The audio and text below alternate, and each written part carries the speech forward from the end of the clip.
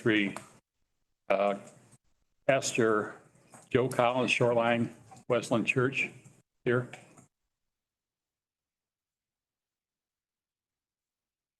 Is anybody on? Okay. Okay, we'll rise for the pledge of allegiance. I pledge allegiance to the flag of the United States of America and to the republic for which it stands, one nation, under God, indivisible, with liberty and justice for all.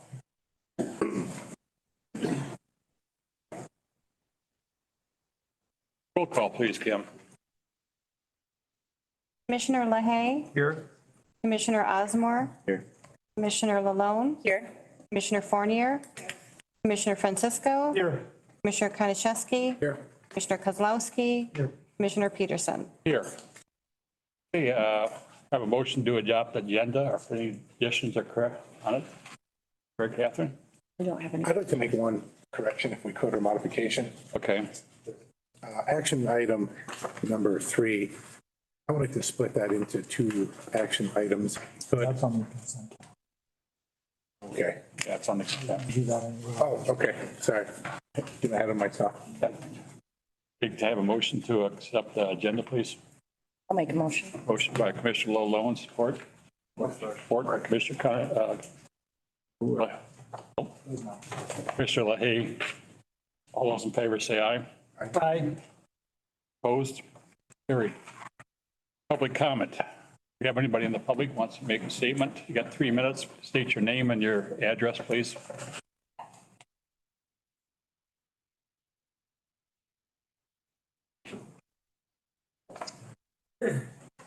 So Ben Young, and head of property on 2nd and 9th.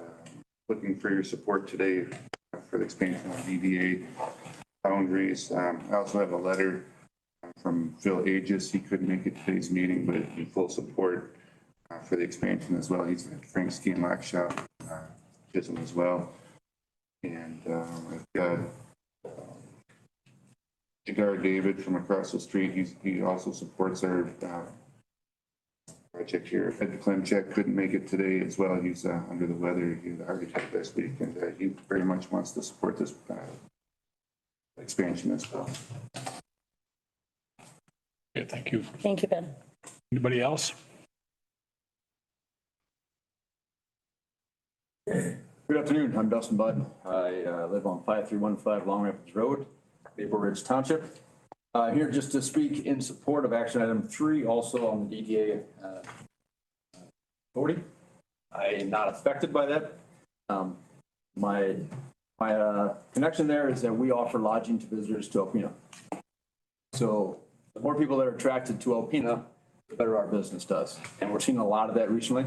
Significant upturns after the pandemic, of course. And I'm hearing a lot from those visitors as far as what they're seeing in downtown and the benefits that they see there. You know, you don't always have beautiful weather in the summer. So any rainy day, foggy day, you see a lot of people heading to town here, and they're bringing their business here. They are noticing that things are changing, and I'm just going to support what the DDA is trying to do. Say we would love to see the expansion continue and the upgrades and the renovations, as well as new businesses, continue to move in. Thank you. Thank you.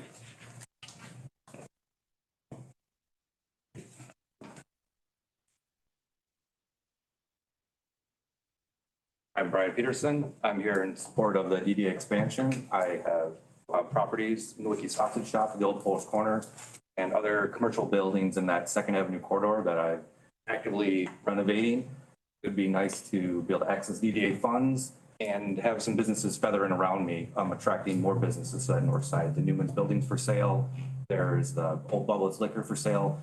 Those buildings, I think, with additional DDA capacity would be awesome to feather in and continue our downtown development. As they stated, the downtown's come so far in the last 10 years, and to be able to extend that farther and make Alpena continue to be an attractive place for visitors to come, not only for the things they're coming for now, but just as a vacation destination like it used to be, and as I think we're doing quite well with that. And this would expand that. We'll new business ventures, hopefully fill in those old buildings. So, thank you. Thank you. Thank you.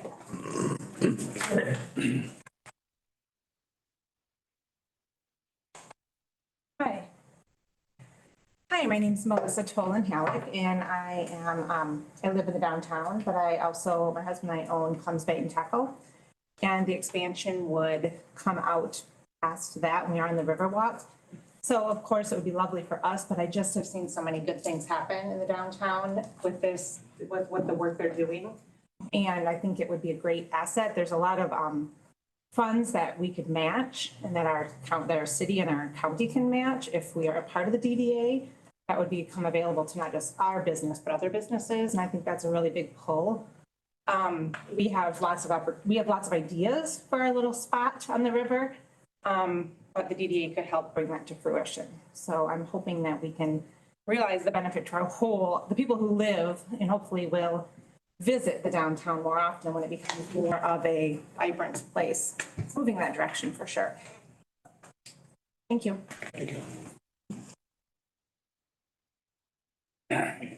Anybody else?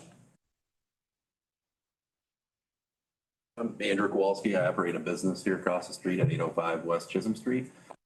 Through the work I do with clients, I've noticed a lot of more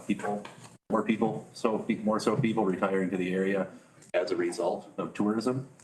Brings people in, they're going to live here, pay taxes, do a lot of other things, spend their money on a more long-term basis as opposed to just tourism. In addition to that, I was a member of the Target Alpena Economic Development Group for some time and noticed that a lot of different opportunities are available for state grants and other funding when we have a DDA in place. So the more property that's part of that DDA, the expansion that can happen opens the doors to money from other places as well that can come to our community. So I want to speak in favor of that. Thank you. Thanks. Anybody else?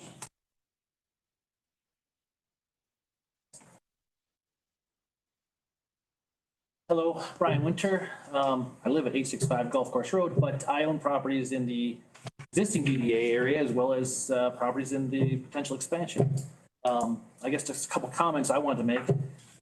One, I think we can all agree that it's good for us to have vibrant commercial corridors. And, you know, the ones in the new expansion are, I think, pretty vital to our community. And an interesting component to that, and it's already been mentioned, but I think it's worth mentioning again, is much of those corridors are locally owned properties, which is, you know, I think that's where, you know, local dollars can help local folks. So I guess I just want to make sure you guys know that. Thank you. Thank you. Anybody else? Anybody online with their hand? No one's raised their hand.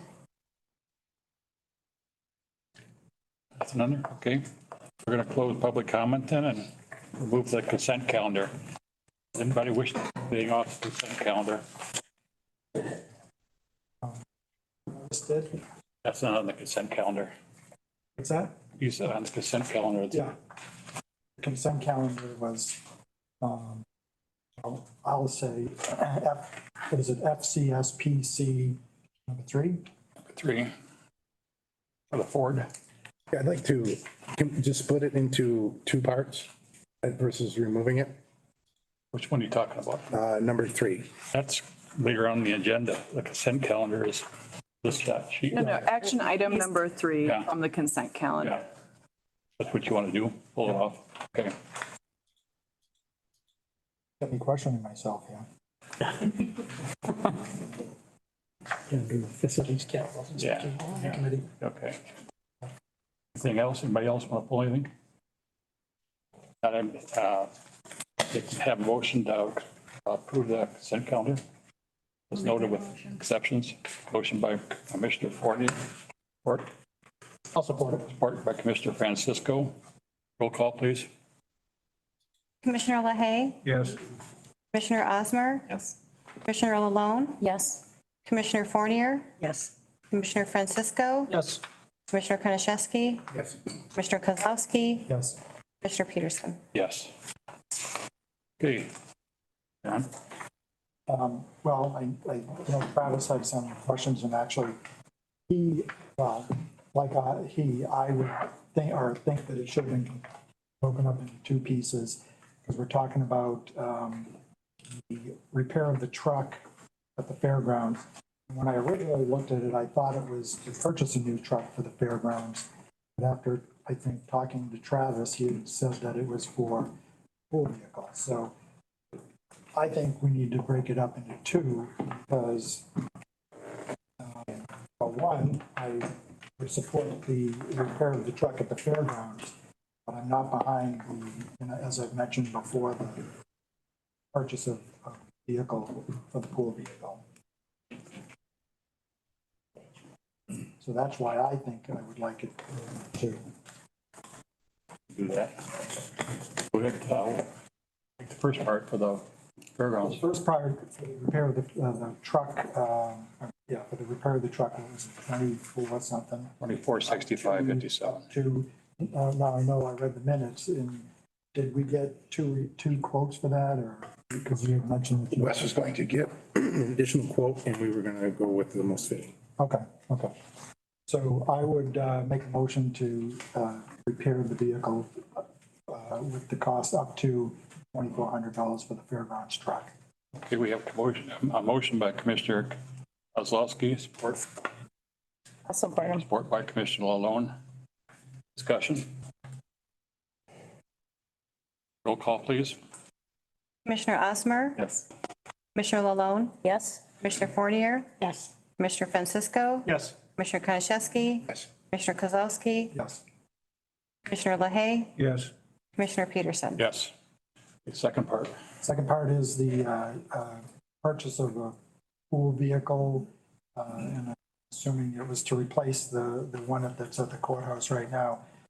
As I've stated in the past, when it came to that vehicle, I just feel that the cost of a new one, or the cost of a leased vehicle at over $1,000 a month, for the amount of use that we get out of it, is a lot of money. And when you add that into all the other vehicles that we're leasing currently, I just have a concern that we're going to be at a point where we're paying an awful lot of money for these vehicles.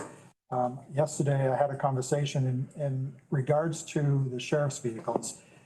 I know they put a lot of miles on them, but if we keep those vehicles, and I know it's a little sidetracked, but to make a point, if we keep those vehicles 3 years, with the purchase of outfitting those vehicles and then decommissioning the vehicles, I came up with roughly $47,000 for 3 years. To me, that's an awful lot of money. And one could say that we're not having to pay the maintenance, but I've had my vehicle 3 years and I didn't spend $47,000, and I haven't had any of the repairs that go with it. So my feeling is, I think, when we were originally looking at the leased vehicles, the way it was presented at the beginning seemed like a fairly a good opportunity for us. But when we start, and again, we haven't got there yet, but when we start turning in our vehicles, which we've turned in the old ones, we've not really made any significant turnaround on those vehicles. So my recommendation would be not to purchase another vehicle at this point. Mary Catherine, and those come back. We release them back. Here's the residual on them. So it wouldn't be a purchase, obviously, it's a lease program. It's a, I think if the board would like to reconsider the enterprise program, that needs a larger discussion. The whole program requires us to hold on to these leased vehicles. There was never an anticipation as part of the program that on selling the vehicles that we owned, the old vehicles that we were replacing, that we would make anything. When the program starts to pay dividends is when we turn the first set of leased vehicles. So like the vehicle that was involved in the accident, because of the way the program works with us being able to buy at below market value because we buy through government incentive programs, it means when we turn those vehicles in and they are sold at market value, we make money on the program. So we won't see any proceeds, we won't see any benefit from the program until we've been through the first cycle of purchasing and turning in vehicles. That's where enterprise comes in. So they make a recommendation to us, sometimes starting at month 18, could be as long as 24 or 36 months, based on what they're seeing in the market for resale value. So that's the value of the program to us, is one, we get new vehicles. So our folks are not driving older vehicles that don't have the same security and safety measures as a new vehicle, don't have the same repair and downtime issues. And then secondly, when we turn those vehicles, then we see the benefit of the lease program. So if we're going to participate in the program, we need to participate in the program, which was the decision that was made when we got into this. You know, with the vehicle, the pool vehicle, I want to be careful with that, because then we got a question of, wait, the pool owns a vehicle? No. This is the pooled use vehicle, the shared use vehicle. So when we turned that vehicle in, we made almost $15,000 on that, because we received insurance proceeds based on the market value of that vehicle versus what we had originally paid for it. That's more than a year's worth of lease payments for a new vehicle that we have in the bank because of the enterprise program. I understand that it's a lot to look at, but it also helps us from a budgeting perspective, because then it is a fixed price. That $47,000 that you brought up as far as lease payment prices, that's not even one vehicle. That's the purchase of one vehicle. We are looking at 14 vehicles plus outfitting. And the things that went into the car to outfit them, we don't have to rebuy. We will move those into the next vehicle when we purchase the next vehicle. So I understand, I get it. It's, when we're budgeting, it's a lot of money to be putting in a line item, but this was the point of this program.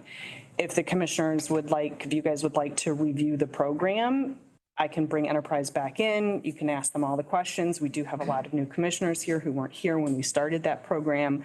That might be a valuable thing to do. Well, my point is, so to go back one, the 47,000 is for the one vehicle. And so you multiply that by the number of vehicles that we have, we're spending over $12,000 a year per vehicle, which is an awful lot of money. But as far as and again, I get it, with the sheriff's vehicles, that we're going to have to put that stuff in and take it out. So there are additional costs. But as far as getting a new vehicle, as far as the county use vehicle, I think that, there's nothing that says we have to get a new vehicle today. That vehicle that was in the accident, the reason we got that additional money was because of the total cost of the vehicle. In most cases, we're not going to get that, because if we were 3 years into this and we were in an accident, we're probably not going to get whatever we got, 47,000, or whatever it was at the time that we got that. So that additional money isn't going to necessarily be there for those other vehicles that we swap out. So my thought is, right now, there's nothing that says we need to go out and buy another, because we have a decent vehicle that's being used right now. We can look at this, at least from my perspective, we could look at this further down the road when we start maybe needing to switch out the vehicles. Because if you start getting into other vehicles, we have county parks for Long Lake that it would be absolutely crazy to have to buy a new vehicle, or at least a vehicle for that one. But my feeling is we should just hold off on the replacement of the new vehicle. John, that vehicle that they're using for pool now is junk. Well, that's not junk. That's the old sheriff's vehicle. Yes, and it's wore out. That's why. I wouldn't say it's wore out. That's why the sheriff got rid of it. It's wore out. No, he got rid of it because we bought new vehicles for the sheriff's office. So that's why we got that one. I talked to the clerk, or the equalization department yesterday. It has higher mileage, but it's not a piece of junk. My concern is, like I said, and we talk about spending money, we got to make cuts someplace. If we continue on the path that we're going, we haven't made any cuts, and we've got over $1.5 million deficit that we need to start addressing here, and we're not doing that. Mary Catherine, can you just give me a little clarification on one part of that?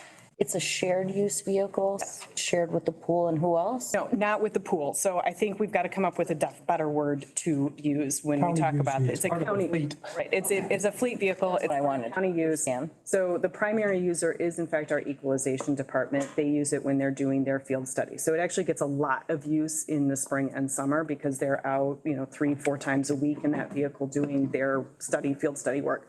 But it is also available to any of the commissioners to use if they would prefer to take that vehicle to a meeting. It's available to any of our departments to go to trainings or meetings out of town. So it had actually been starting to see some pretty good usage before it got into the accident. The current vehicle, yes, is a retired vehicle from the sheriff's department. It does have a brake issue. We have not taken it in yet because there was this question about whether or not we were going to be ordering a replacement vehicle. There's a rear tire that's slipping, and we were aware that there was brake work that was going to be needed when we took the vehicle, but it was a good stopgap measure. So I don't know what that repair bill is going to look like if and when we send that vehicle in for work. It could be relatively minor. It could be $5,000 or $6,000. I just don't know until we take it in. I would be interested in an enterprise presentation, just so we could understand that better. Yes, but especially for the new commissioners. Yes, please. Mary Catherine, on top of the leasing of the vehicles, I take it we also cover insurance for each of the vehicles. They're covered under our county umbrella policy, so it doesn't cost us any more or less to Okay, keep so these. if we didn't have them, that would not change the cost of our insurance. Well, obviously, we're still going to own vehicles, but whether we purchase vehicles and own them ourselves or whether we are leasing them through enterprise, it does not matter to our insurance. Okay. Any more discussion on it? Don, do you want to make a motion on it?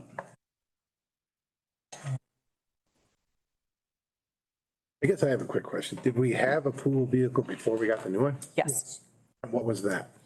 Oh, my goodness. Explorer. Yes, it was a very ancient Explorer that was a little bit dangerous to be on the road. And that was another retired sheriff's vehicle or No, something? that was just, I don't know where that came from. That was here before we got here, John. Came from the sheriff's office. Originally, a long time ago. Yes, and, I will say again, I honestly believe that our equalization employee walked away from the accident that he did because of the safety things that were in the new vehicle that don't exist in the current vehicle. So I am perfectly fine with us talking about, do we really need an expedition? I don't know if we need an expedition. We can look at a vehicle that has a lower lease payment. I think that is an absolutely appropriate discussion to be having. And then we're also looking at much time is before the new vehicle is available. So it might be 2 months, or it might be a year ways going. What's the time frame we have with enterprise to let them know? The order window is open right now. It'll be closing in the next couple of weeks. How often does he, when? They just send me an email to say, hey, the window is opening. So So when was the last time? about 6 months ago. Would it make sense to wait to purchase a vehicle until we get into the new budget? Because I would echo what Commissioner Kozlowski said, that we are coming upon budget season. We have 1.5 million in deficit almost annually.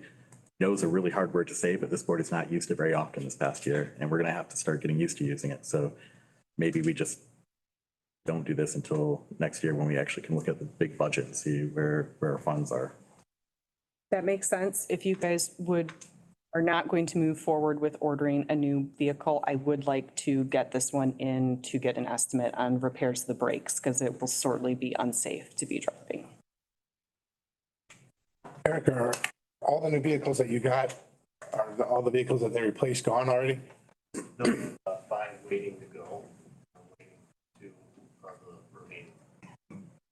So there will be a few more vehicles coming up that you'll be getting rid of? Yes, but Okay. Are any of those 5 in better shape than this one? So this is the best of the bunch? Okay. So do you want to make a motion on something? So I make a motion that we hold off on leasing a new pool or county used vehicle until we get past budget time to get a better idea where we are. I'd like to put it in the motion though that we get the other one repaired. Oh, yeah, and so I'll make a motion. My motion would include to repair the Tahoe that's in need of brake work and hold off on the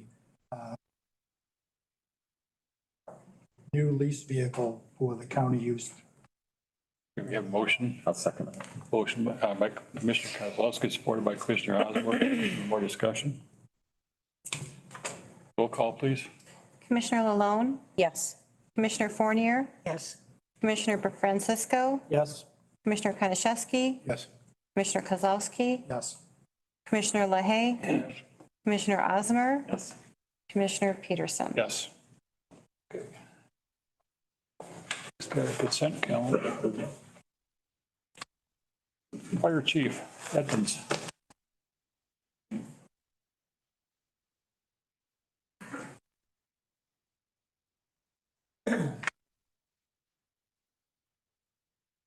Good afternoon, and thank you for allowing me to make this presentation to you today. The Alpena County EMS system is made up of several components that are critical to serve the citizens and visitors to our area in an emergency situation. One component to this system is our medical first responders in each of the townships within the county. Today, I would like to formally recognize 4 such responders that were a key factor in a successful outcome for one individual within the community. Today, I have Chief and Medical First Responder Darren Himes, Firefighter Ethan Himes, Firefighter Medical First Responder Jared Villarreal, and Firefighter EMT Adam Lumsden from Long Rapids Township Fire Department come forward, please. At approximately 7:58 p.m. on June 9th, 2023, the Long Rapids Fire Department and Alpena City Fire Department EMS units were dispatched for a single vehicle accident in the 12,000 block of Thorn Road with possible people trapped and the vehicle on fire. Keep in mind, this is about a 20-minute response to the scene for the city ambulance to respond.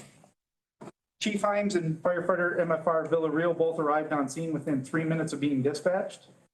Upon arrival, they found the vehicle on its driver's side with the engine compartment fully involved in fire. The victim was unconscious, still in the vehicle with no easy or quick way to remove the victim. Chief Himes and Villarreal both used portable fire extinguishers to try and extinguish the flames and buy some time for patient removal without success. When an attempt was made to enter the vehicle, it was determined the vehicle was not stable enough to allow for rescuers to gain access. At this point, Ethan Himes and Adam Lumsden arrived on scene. A decision was made to push the vehicle back onto its wheels to make for a safer rescue of the victim. The 4 individuals were able to successfully push the vehicle back onto its wheels, and victim access was attempted by Ethan Himes and Jared Villarreal through a back hatch of the vehicle, all while the fire intensified and began to enter the passenger's area of the vehicle. Chief Himes was able to release the victim's seatbelt and push the victim over to the opening between the 2 seats for rapid removal from the vehicle by Ethan Himes and Jared Villarreal. Chief Himes and Adam Lumsden were able to assist in completing the rescue from the vehicle, and emergency medical care was initiated at that point. All of this occurred within 9 minutes of the initial call for response. The victim was transported by Alpena City Fire Department EMS paramedics with ALS interventions en route to my medical emergency department, where further treatment occurred. This is just one example of how our system of pre-hospital response and care supported by the ambulance millage is making a difference in saving lives and minimizing long-term effects of injuries and illness in Alpena County. It also reinforces the importance of having our volunteer personnel trained, equipped, ready, and available to answer the community's call for help at any given moment. It is my belief that without the quick response by the individual Long Rapids Township Fire Department crews and their quick thinking to mitigate the circumstances they were faced with, the outcome for this person would not have been favorable. At this time, on behalf of the Alpena City Fire Department EMS in Alpena County, I would like Commissioner Peterson to come up, and we would like to present each of these individuals with a life-saving citation for their efforts that day, which essentially saved this gentleman's life.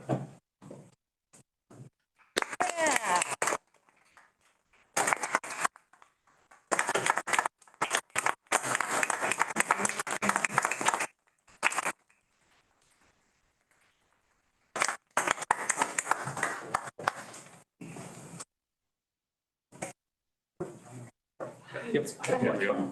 There we go. There we go. Right there, guys.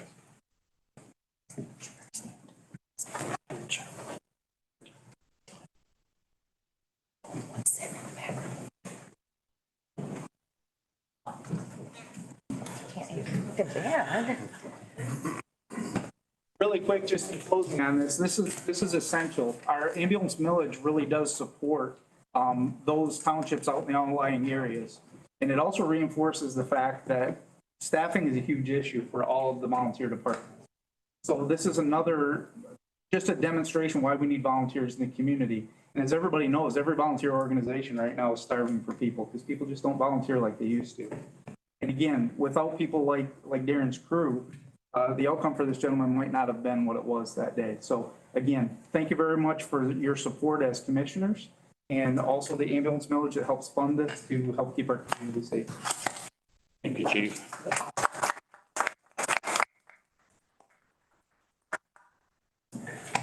Hey, Francis Amonte, okay. Well, that's a tough act to follow. So thank you very much for allowing me to present our annual report for the 7th year. My name is Frances Omani. I'm the Strategy and Development Director for your Community Action Agency here in Alpena County. And we are a trusted agency that has been around as of last Friday for 55 years. And we provide a plethora of programs and services in all of Northeast Michigan for hardworking individuals and families so that they can become self-sufficient. So that's why we're here today, to talk a little bit about what we've accomplished in the last fiscal year. So when you open up the annual report, and thank you for sharing it on the screen, I appreciate that. Yeah. There's a message from our CEO, Executive Director, Lisa Bolden, that talks about what we've accomplished and what we're looking forward to doing in the future. On the left-hand side is our pictures of our senior leadership. These are the directors that either operate multiple programs within our agency, or they're administrative, like our CFO and our HR director. To the right is a list of our board of directors. And I just want to pause here for a moment because I have not been part of this board since we had Commissioner Karshnick. That was a very active member on our board. And it's very saddened that he's not here today. But I just wanted to give our appreciation on behalf of our agency for what he did on our board as a county commissioner. And also want to do a welcome to Commissioner Lalonde, who is our new board. Came to our first board meeting last month. So There was cake. there was No, for our yes. 5-year anniversary. And I'm not going to quiz you on everything that you learned. A wonderful, wonderful organization, bigger than I could have ever imagined. And I wish more people knew everything that you had for community members. I've sent quite a few your direction, actually. Good. Thank you. We appreciate that. So we're going to go into a little bit about, like I said, who we are and why we're here today. I also want to pause just for a moment. I did bring one of my colleagues with me today. I have Lori Sauer, who is the director of our senior program, which is the Region 9 Area Agency on Aging, that was so kind to join me today because her division is very important here in Northeast Michigan as well. And sometimes there's questions about what the relationship is with the Region 9 in our agency and maybe with the COAs here in the county. So Lori will talk in just a minute, hopefully, and clarify a little bit about how that works within our Community Action Agency umbrella. So on the right of the next page, it shows a map, of course, of what our core county area is. So Alpena County, of course, is one of our core counties. In fact, our headquarters are here right in Alpena and have been since the beginning of time, 55 years ago, that we've had a headquarters here in Alpena. Moving on to the next page, it highlights, this is the part where I'm starting to extrapolate all of the data from all of our programs so that I can put it into this annual report. And I'm amazed year after year about how many lives are touched by our programs. Now, the numbers that you're looking at on that page, of course, represent for the whole coverage area. And there are only 6 programs that are highlighted out of over the 30 programs that are available. But it's really important to see, like Commissioner Lalonde said, that we are a pretty large organization. And our impact and our reach goes out very far and wide. So as a community action agency, we are one of 27 in the state of Michigan. We're the largest geographically in the state, and there's over 1,000 across the nation doing what we do. So our largest division is our Early Childhood Services Division, and that encompasses 3 programs, which is Early Head Start, and GSRP Preschool. This division is the one that most people associate with our agency. When they think of Head Start Preschool, they think of NEMSCA. And that's, rightfully so, because it is, like I said, our largest division, which you'll see when we get to the revenue expenditure page. So you'll see that almost 2,500 children received early childhood services through one of our programs. 830 youth were enhanced with their academia through our School Success Partnership Program. 165,000 hours plus of volunteers were given back to our programs. A lot of this might be in like our Head Start classroom, but there's also programs in our aging division, and then we have our own standalone volunteer programs as well. Over 21,000 people received food boxes with our Golden Grocery Giveaway and Food Boost program, which is valued at almost $1.7 million throughout our coverage area. 181 homes were weatherized in the last fiscal year with our weatherization program. And just over 500,000 meals were provided to homebound seniors with the home delivered meals program.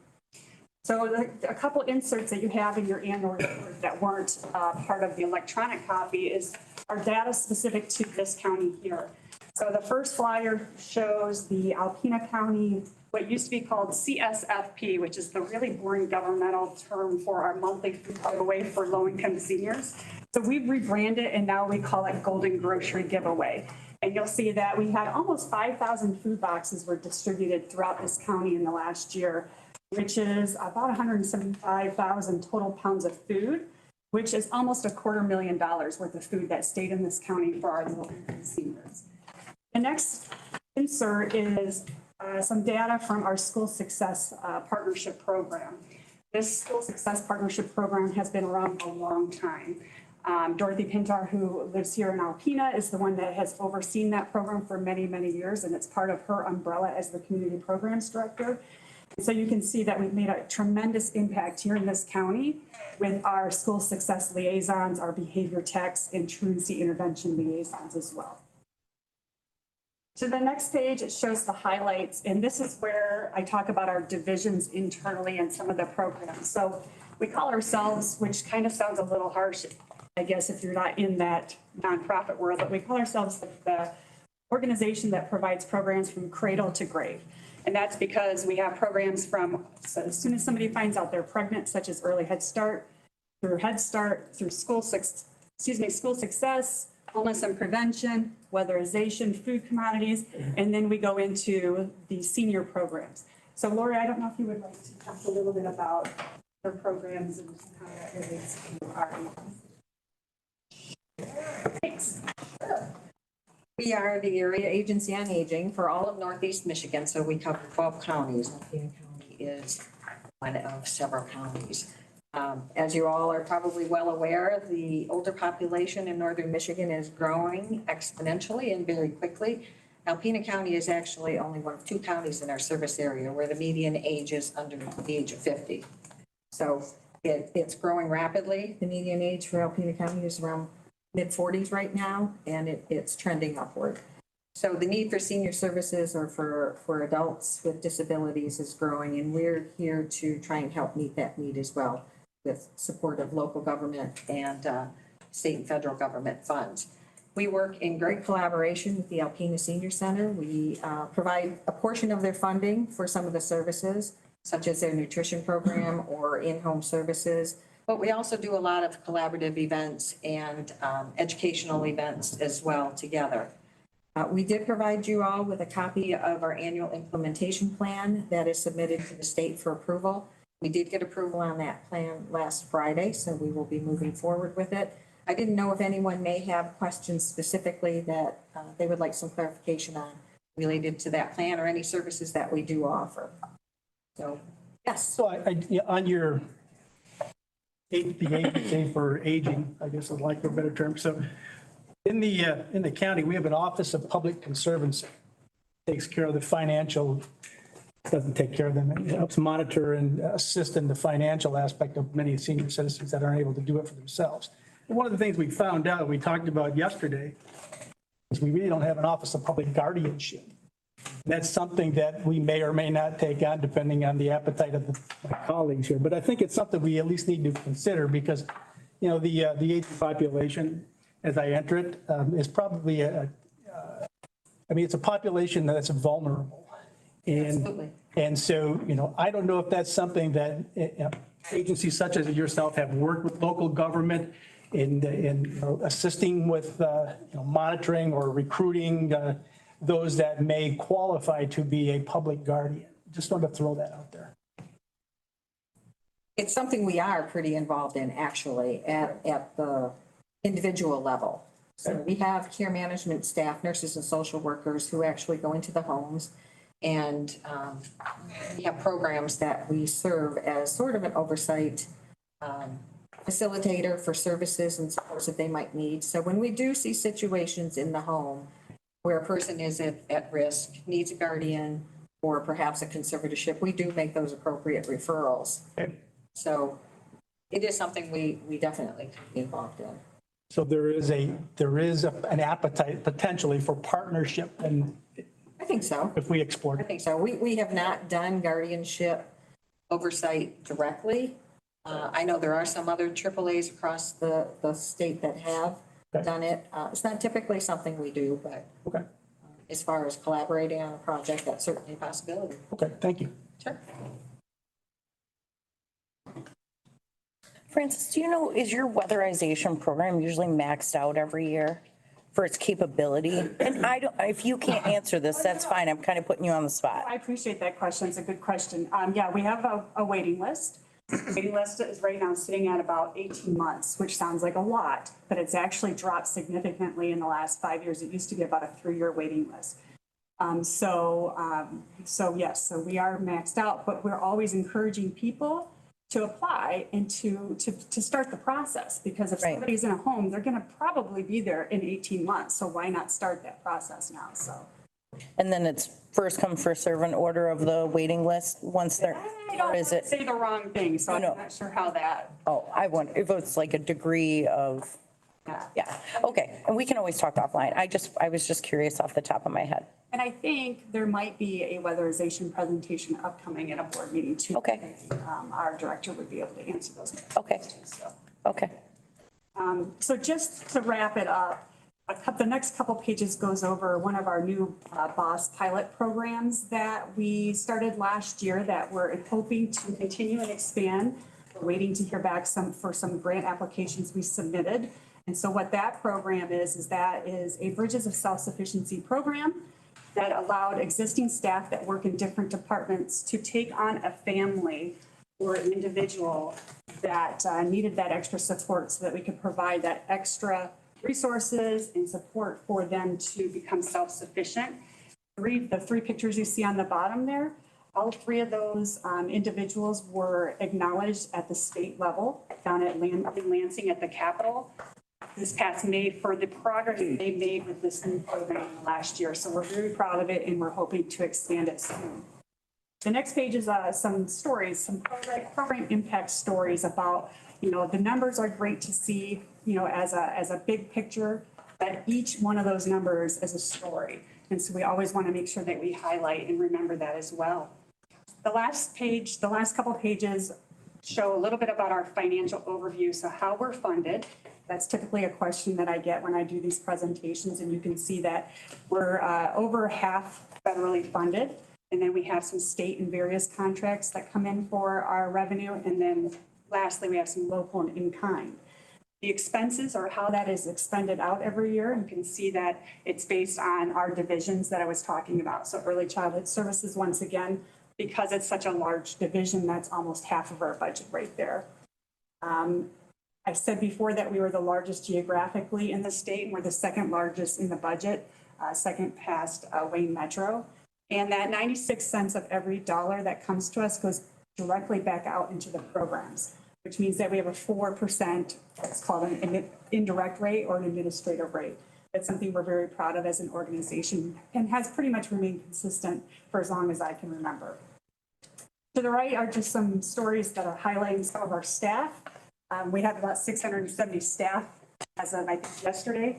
So we have a really large group, and we're really proud of some of the efforts that our staff have done in the last year. And then finally, you might have seen this in the past, that for the third time in the last 10 to 12 years, we received a Detroit Free Press Top Workplace Award. So that picture is our directors and some of our board members that went down to receive the award last November.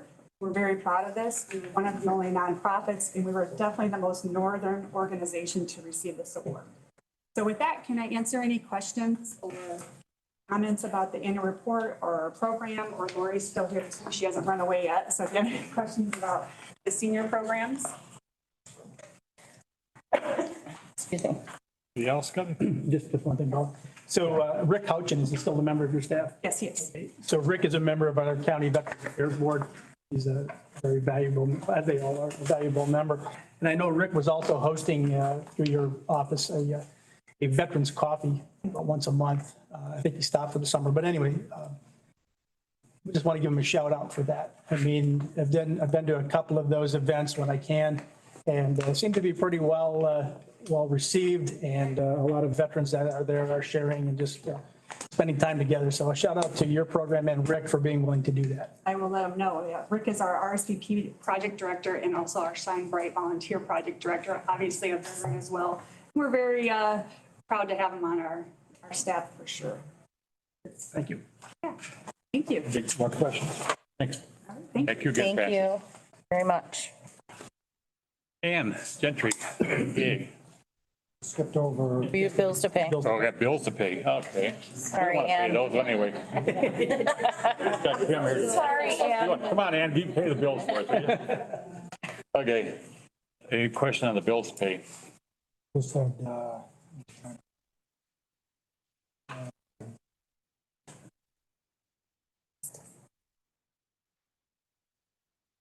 so on the invoices from Pratscape, I just wanted to clarify, there was two separate invoices for that. Because there was two separate invoices for $12.50. You know that, Eric? I couldn't hear you, sir. So on the landscaping at the sheriff's office, there were two separate invoices for $12.50. It's the same invoice, but I split it between two line items. $500. What's that? Oh, 20, okay. And then, and then the other one was a building fund, 631, 16,125 for way signage. Wasn't this previously, I thought we paid for this a while back. No, this was you guys approved it. We had funding identified for it, but the bill got to us very, very late. So just the final invoice. Wasn't the charge from May or something like that? It was, and I don't know why we just got it, so. Make a motion, we pay the bill. A motion by Commissioner LaHaye, support. I'll support. Commissioner LaHone. For discussion? Roll call, please. Commissioner Fournier? Yes. Commissioner Francisco? Yes. Commissioner Konishewski? Yes. Commissioner Kozlowski? Yes. Commissioner LaHaye? Yes. Commissioner Osmer? Yes. Commissioner Lalone? Yes. Commissioner Peterson? Yes. Now, Ann, you can come up. You don't have to pay the bills. No more running, man. That's okay. All right, good afternoon. So just before I comment on the options that are in your packet today, I did talk to our board attorney who looked into the question about having a commissioner on the seat of the DDA. And in 1976, the Attorney General did clarify that if you serve as a county commissioner, a county school board member, or a city council member that is not the mayor, you cannot hold a seat on a DDA board in your jurisdiction. So that was one clarification that we received. However, like serving on a committee, we believe would be appropriate, which is where a lot of the direct work happens as well. I believe the question wasn't necessarily a commissioner, but rather an appointment by the commission. So it would be an individual, not necessarily on the board. Yeah, I mean, you could, he said you could make a recommendation that city council could then decide, you know, if it was someone that you thought would be appropriate that wasn't serving as a commissioner. So we did put together some options after the last meeting with some different outs, so to say. So option A was a 30-year agreement. That was the table of payments that you saw at the last meeting. Payments amounts would increase in 5-year increments, and these mimic what an estimated tax capture would be if the values of the new DDA district increased by 2% every year. So that was based on that forecast. We did add 2 different periods for review. So one would be in year 10, and then one would be in year 20.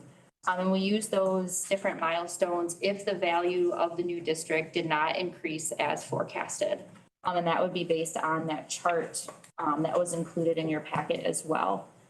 So those are the base marks that we thought would be appropriate, because if the value of the new district has not increased, then you wouldn't be making up that difference. And activities weren't happening as planned. And so with that option A, for years 15 through 25, or sorry, at year 10, you'd be able to review. So if the value did not increase, then for years 11 through 15, it would only slightly increase to 7,500 a year. And then at year 20, if that same milestone was not met, then the amount would not jump to 20,000, but to 17,500 for 21 through 25. So this would be a $25,000 reduction over the course of the agreement. And then option B was another option we put out for discussion. So this would reduce the length of commitment to 25 years instead of 30, but it would still have the total contribution, $375,000, just spread out differently and more in the beginning. And then with that, we proposed just a one-time review at year 15. With the same parameter of the taxable value of the district had not increased in forecast, then the duration, those following 10 years would stay at 15,000 instead of jumping to 20,000. So that would be a $50,000 decrease from what is forecasted in here. So we do think that these are good options. It's been nearly a year since you first heard from me. And we've been trying to work out a solution that works for us, that works for you, and hopefully works for City Council as well. We know that the community college is on board, the city is supportive, property owners, business owners clearly want this. And in these scenarios, you guys honestly get the best side of the deal, because as property values increase, you're collecting the tax increase on both your operating millage and all of them underneath your umbrella. So $375,000 might seem like a lot, but just to put that into consideration, we recently received a $450,000 grant. So that's more than the duration of your 30-year commitment. And that's money being invested directly into businesses and properties within these new districts. So really hope you consider one of these, and hopefully we can wrap this up. As I mentioned, it has been nearly a year. So hopefully you're supportive of one of the options, and I will turn it to Mike for a few comments. Okay, so thank you for that. Thanks, and appreciate the indulgence again. I know that today's the day you adjudicate this decision one way or the other. So I just want to wrap a bow on all this. I'm not going to talk about the math. You've seen that ad nauseum. So a couple things I just want you to consider here as you deliberate which way you want to go with this. First off, Chisholm Street is the main corridor through the heart of our community. The appearance matters. We get one chance to make a first impression.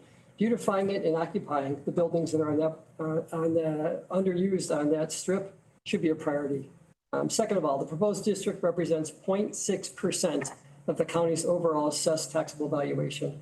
It's a very small piece of what the county has.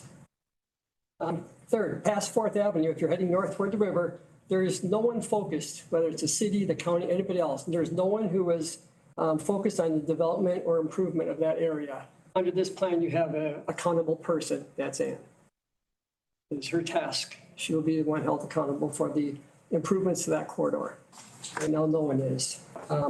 Overall, the county's being asked to contribute 19% over the 30 years. The city's putting in over 70%, and the college is putting in about 10%. So the fee is very small also upfront to help minimize the impact on the county in these early years. That rises in later years when we'd expect the benefits from this action today to have beared fruit, minimizing the impact on the county overall. As Ann just pointed out, county retains all benefits associated with the new investment and improvements and appreciation of this proposal. You benefit in those immediately as the tax values elevate, reducing the impact on the county of a yes vote today. The businesses impacted by this are overwhelmingly in support of this. I know you heard from 6 people today here. We know there's plenty more who have also expressed to us their willingness to go along, but they'd be reluctant to come stand at the podium here.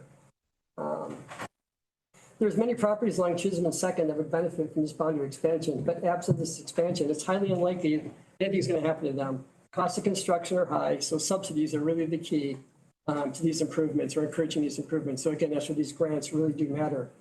The funds that you're committing to us today, potentially, will go right back into the area in the form of subsidies, improvements, programming, and promotion of the expanded district. Now, the service contract proposal will enable the county to realize some relief of financial challenges that you're facing right now by adding revenue sources as properties improve and get developed over time.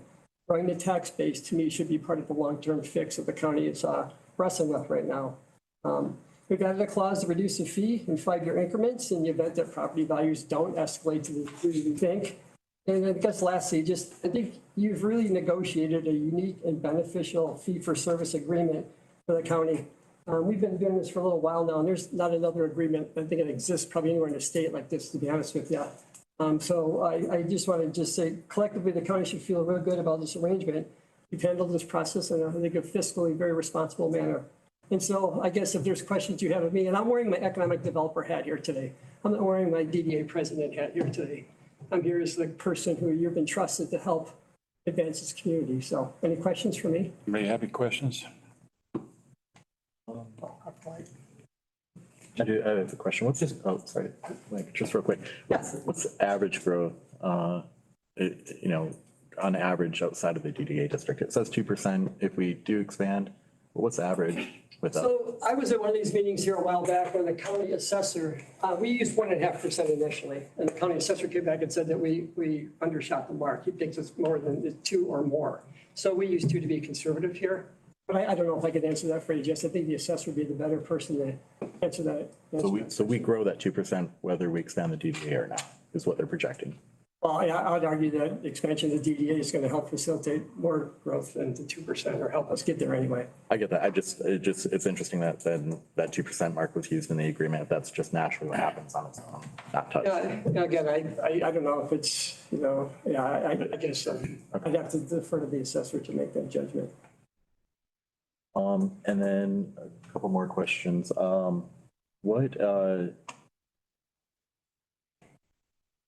Both of these are 375,000, whether we have 20 years or 30 years. So, I mean, I guess I'm a little confused by that. If we lower the amount of time that they'd be active, how's it costing us the same amount? Well, I think that, again, we're in uncharted territory here. This is a hybrid that, to my knowledge, no one's ever, sure it's been done somewhere before, but not that I've seen. But we tried to come up and give you options here. Right? So we could ask you to pay more over a shorter duration to get to the same number. We could ask you to give you the benefit of, we're talking about $2,500 a year here for the first 5 years. We're talking about a truck that's $47,000 a month lease payments, wherever it is. About $2,500 for a year for 5 years to start really pushing progress down this corridor here and north of the river and Second Avenue. So if you're selling us the agreement for 5 years at 2,500, I mean, I think that'd be a pretty quick yes from this board. But the reality is we're talking about a 30-year or even 20-year, depending, and those numbers are much higher as we get to the end. And so I guess again, just if we're paying for 30 years worth of service versus 20 years worth of service, and it's costing us the same, I guess that's where the county has all the time in the world. It's the money that we lack right now, and so. I think when we were looking at basically shortening that window or maybe redoing the map or something, it was a cost saving feature to maybe make it a little bit more fiscally palatable at this point. I mean, as I said, not that it's not a good deal in the beginning, but again, we are looking to cut 1.5 million right now. And so it's kind of scary to say, okay, are we going to turn around then and say we can commit 22,000 at some point? So that's why I was curious about the 20 and 30. There was a reason that number didn't change. Yeah. So the city would be making a 30-year commitment. So whether you're committing to a 30-year commitment or a 25-year, Got it. the DDA boundary would still be in effect for 30 years. The city could also cut it to 20 then, which would lower the cost? I don't know why they would.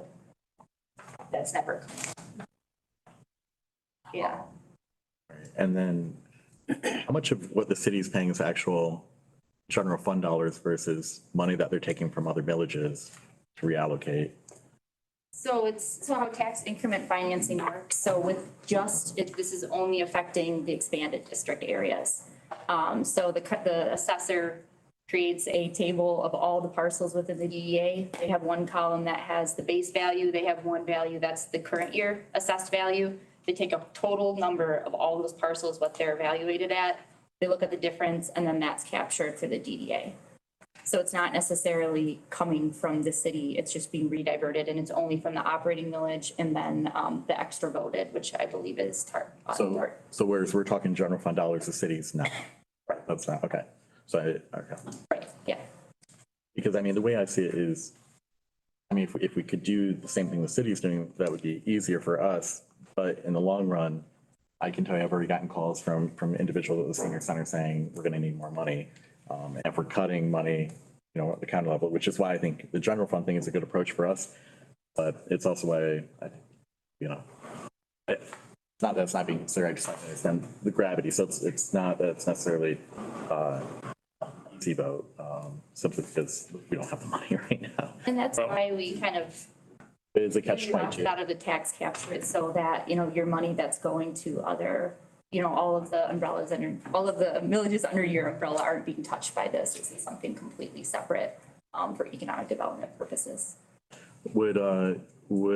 I'm sorry, Chairman, if anybody else has any questions? We'll go ahead and finish. My last question, I guess. Would we ever look at maybe condensing that map a little bit as a way to look at maybe lowering that on, for example, I think going all the way, what used to be the Chisholm Street Big, but I'm not sure what it is now, it's just a vacant building. I understand, but there's a lot of gas stations and stuff on that street. Have we looked at maybe just stopping at 11th Avenue? You know, and seeing what that requires. So at this point, the city council could eliminate parcels from the proposal, but I can't speak for them, but I don't see why there would be a benefit to doing that. So when we originally started these conversations back in 2020, we really looked at what areas could benefit from economic development. And as you're coming in through US 23 South, I mean, if you ended it at 11th or at 9th, you're still gonna have all these blocks of commercial district that aren't included. So whether it's streetscaping, whether it's buildings, having access to grants, having that whole corridor when you're driving in will be one corridor instead of having it like it is currently. You can tell right where the DDA district ends. And that's true, but do we really consider that area of Alpena downtown? You know, I mean, we could go all the way to the southern corridor of Alpena, which we know, you know, could desperately use attention as well. But is that really considered downtown? So I just think that might be a bit too far out, but that's just my own thought. There are DDA corridors that are 28 blocks, far longer than what we're proposing here. So it fits the definition that the MDC has. Where are these DDA districts are 28 blocks? Yeah, there's one in the UP. I think it's like that. I can't remember offhand, but I just know this question that we pondered internally as a DDA about, you know, where does it make sense? 9th, 11th, the river. We debated that, you know, for quite some time and all settled on that notion that for people coming from the north, when you cross the river, you're entering Alpena. And so really, and you get the building sitting right there, it's been vacant for 5, 6, 7 years.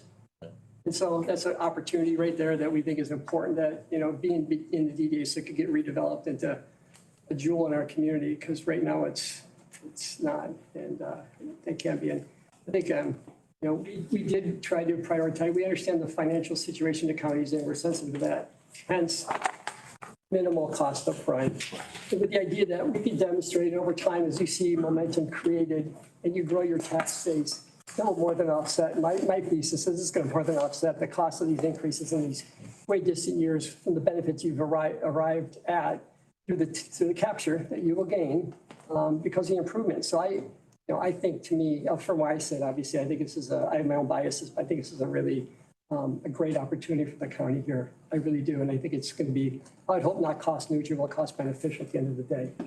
And also, just so I'm not too much of an answer, you guys have been great to work with over the past year as far as some of the other issues I've had. So I want to thank you for that. If you could, Ann, just because you mentioned the period of review at 10 and 20 years. So what you're saying is at the 10-year mark, we as a group, the DDA, the county would come back together to assess I mean, I'm certainly, it will go on between 0 and 10, obviously, if it's approved. But at 10 years, there'll be a formal evaluation or reevaluation then, is that what you're saying? And then again, at 20 years, that's going to be built in. Yeah, so what I have in the agreement here is that, so yeah, year 10, if the taxable value of the expanded district has not increased to the amount in the forecast, then the county commissioners could reduce its contribution for $7,500 a year for the next 5 years. And then this is an option A. And then at year 20, that same thing would happen. And then the proceeding 5 years could decrease in contributions. So the thought is that, you know, as the district increases in value, if it doesn't increase in value and you're contributing, now you can review and say, we're going to scale back our payments so that, you know, more work can be done so that you are benefiting from all of the increased work that's happening in those districts. Understand. And you already clarified with Commissioner Osmer talking about, you know, again, the operating budget only, not the special assessment, the millages and things like that. That needs to be untouched. I mean, right. The voters agreed with that and said it's for a specific purpose. So we can't, I would not want to do that. So, and I guess my third thing, and Mr. Peterson's here and he talked about his business there at the end of 2nd Avenue there. Sir, I hope I hope you continue to be successful, but I've driven that from the bridge to your location there a few times, and I've seen better roads overseas going down 2nd Avenue. I hope you present that. And yeah, I'm putting up a bumper sticker here for sure. I hope you take that to the city council to get that 2nd Avenue, avenue of approach to get that improved for you. Because I think that if that's a part of the DDA, I mean, that's going to be essential for any continuing and further expansion of business down in that area. Okay, I'll get off my soapbox. You're fine. Anybody else? I would like to say too, I appreciate you taking the time, catching me up to speed. I appreciate all the small business owners piping up. I mean, you're obviously passionate about it, and I'm not saying here nor there, but, and I do appreciate the understanding. We're asking a lot of questions. I know we're putting you through hoops. That budget deficit is hanging really, really heavy, and we have a very short time to figure out what we're doing. And I do believe our amount of our budget that is wages is in the 70%. So when we are trying to decide where to allocate the money, if we go too far in the yes, now we're starting to look at, we have to cut jobs and we have to take away things from employees of the county, which now you're hurting the people that live here, where we're balancing that between tourism. You know what I'm saying? So it's kind of like, okay, are we not going to take care of our own, but be more worried about bringing people in? And I actually really, really believe in our small businesses, and especially like your corridor, Brian. I really want to see money go there, and I really want to see that brought to life, because it used to be. I remember going to Dick's Toys and my dad taking me down there and lots of that. So I do, just give us, you know, give us some leeway, because we have very big decisions to figure out, and we have to just decide who we hurt, right? Because we can't give everybody everything. So that's where it's really, really tough on our end. So I do appreciate you answering lots of questions. I mean, Anna and I talked for a very long time because I had a million questions, and she was a very good sport about it. And I've spoken to quite a few business owners, so we appreciate it. Yeah, we understand that. Yeah. We're hoping some type of agreement where you can still recoup some tax funds by an investment of this type, as opposed to a tax capture could be beneficial for you. Is there any way, just because of some of the items that have been brought up, and I think part of it is the fact that every time we have these meetings, we ask questions, and it's you know, the DDA can answer some of it, the city can answer some of it, but we haven't really done anything that I know of yet where we've had like an intergovernmental like sit down where we might have 1 or 2 people from each of these bodies sit down to try pounding out an agreement to bring to the boards ahead of time where everything's. We did have a meeting with Mary Catherine, myself, Rachel Swinsky, Mayor Walagore, went through it.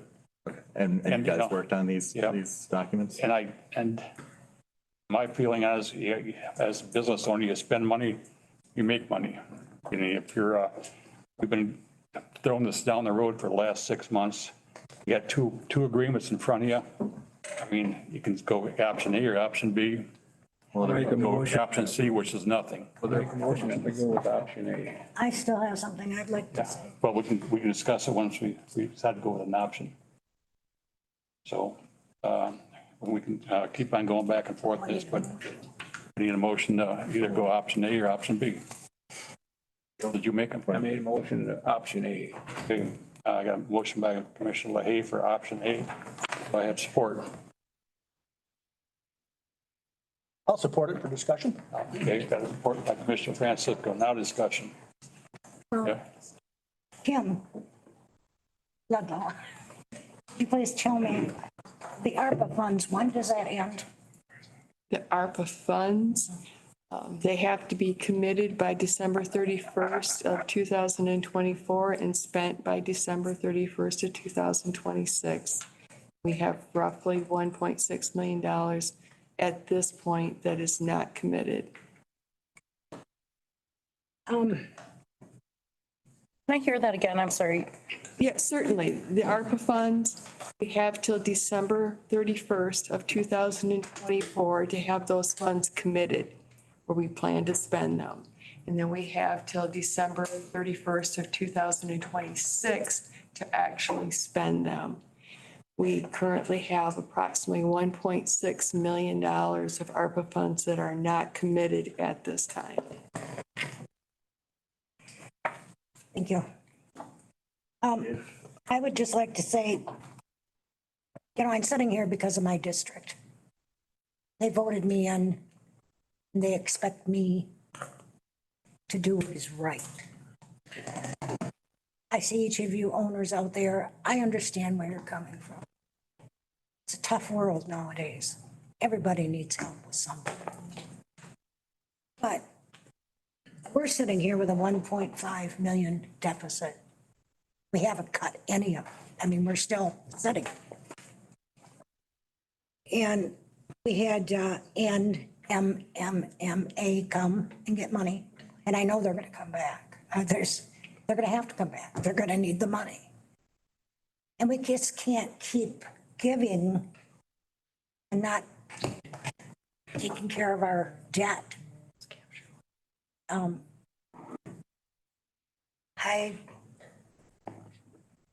I would just like to say, yes, I would support it, but at this time, I just can't do it. I'd like to see where we're gonna be at the end of the year. Things ain't looking good. And I know we need to do something to spruce up our town. But there's a lot of people out there that would like to do things to spruce up their homes. They don't have the money. They have no place to go get it. So, thank you for what you're trying to do. I appreciate it, but you have to understand that we're in. That's all I have to say. Thank you. The majority of the people in that district want this. Oh, I understand that totally. We don't know that. The majority of the businesses perhaps, but. Yeah, the businesses, I understand. Point of order, Chairman. If for some reason Commissioner LaHaye's motion fails, is there an opportunity to table this for further discussion during the budget talks that are going to be upcoming?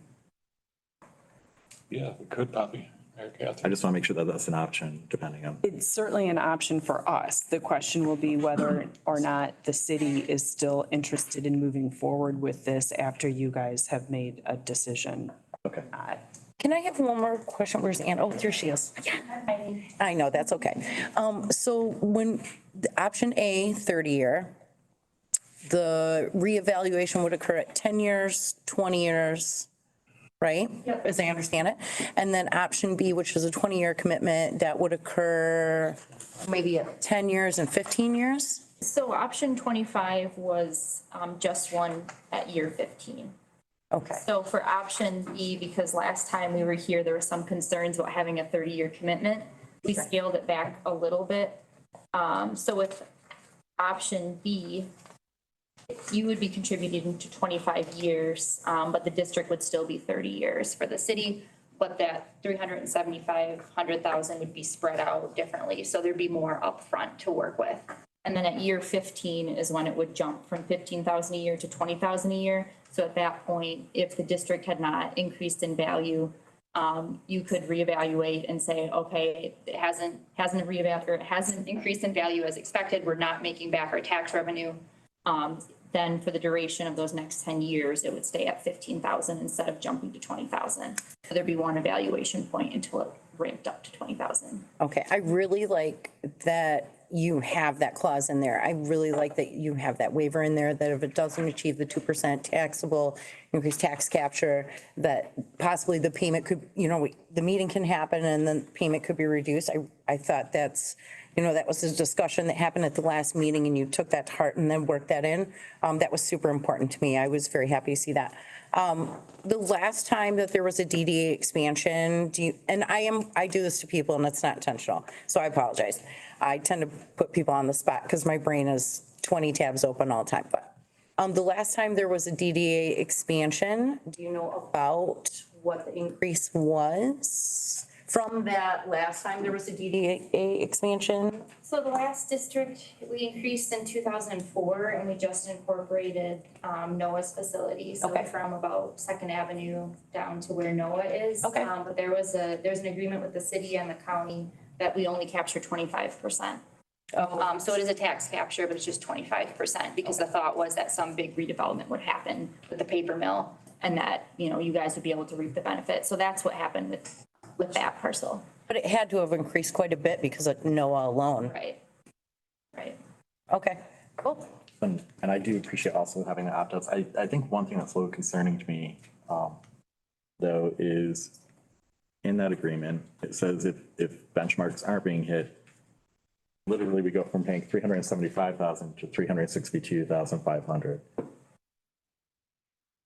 Like $12,500 difference if benchmarks aren't being caught.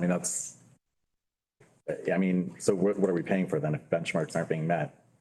12,000 at that point. Exactly. Well, John. We'd be saving 12,000. So, yeah. Can I chime in real quick? Yes. Mike and I talked extensively about a benchmark. So the number of the district, yes, values could increase by 2%, but there are so many other factors that contribute to the overall value of the district. So like the John Lau burnt, that parcel significantly decreased. So even though Red Brick happened, John Lau burnt, a nonprofit buys a building. There's all these different factors that are not reflective of DDA work or even community reinvestment. So that's why we kind of agreed at that 2% because that's, I don't say safe, but it's a good benchmark because you'd be getting a return on your investment into this plan, recuperating through tax funds, but it's not an unattainable goal that if some of these other things happen that are out of our control, apartments get tax breaks all the time. So it's like, well, that affects what we were collecting, even though it's good investment, if that makes sense. You did choose a percentage that's almost on its own naturally going to occur anyway.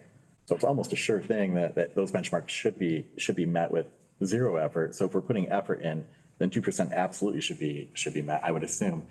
I guess my issue again, the county has all the time in the world. It's the money that we're debating today, and we're going from $375,000 if it's 30 years, $375,000 if it's 20 years, or $362,000 or $500 if benchmarks aren't met anywhere in between. And so, it looks like at the end of the day, no matter how it's written, we're looking at spending, roughly, over $360,000.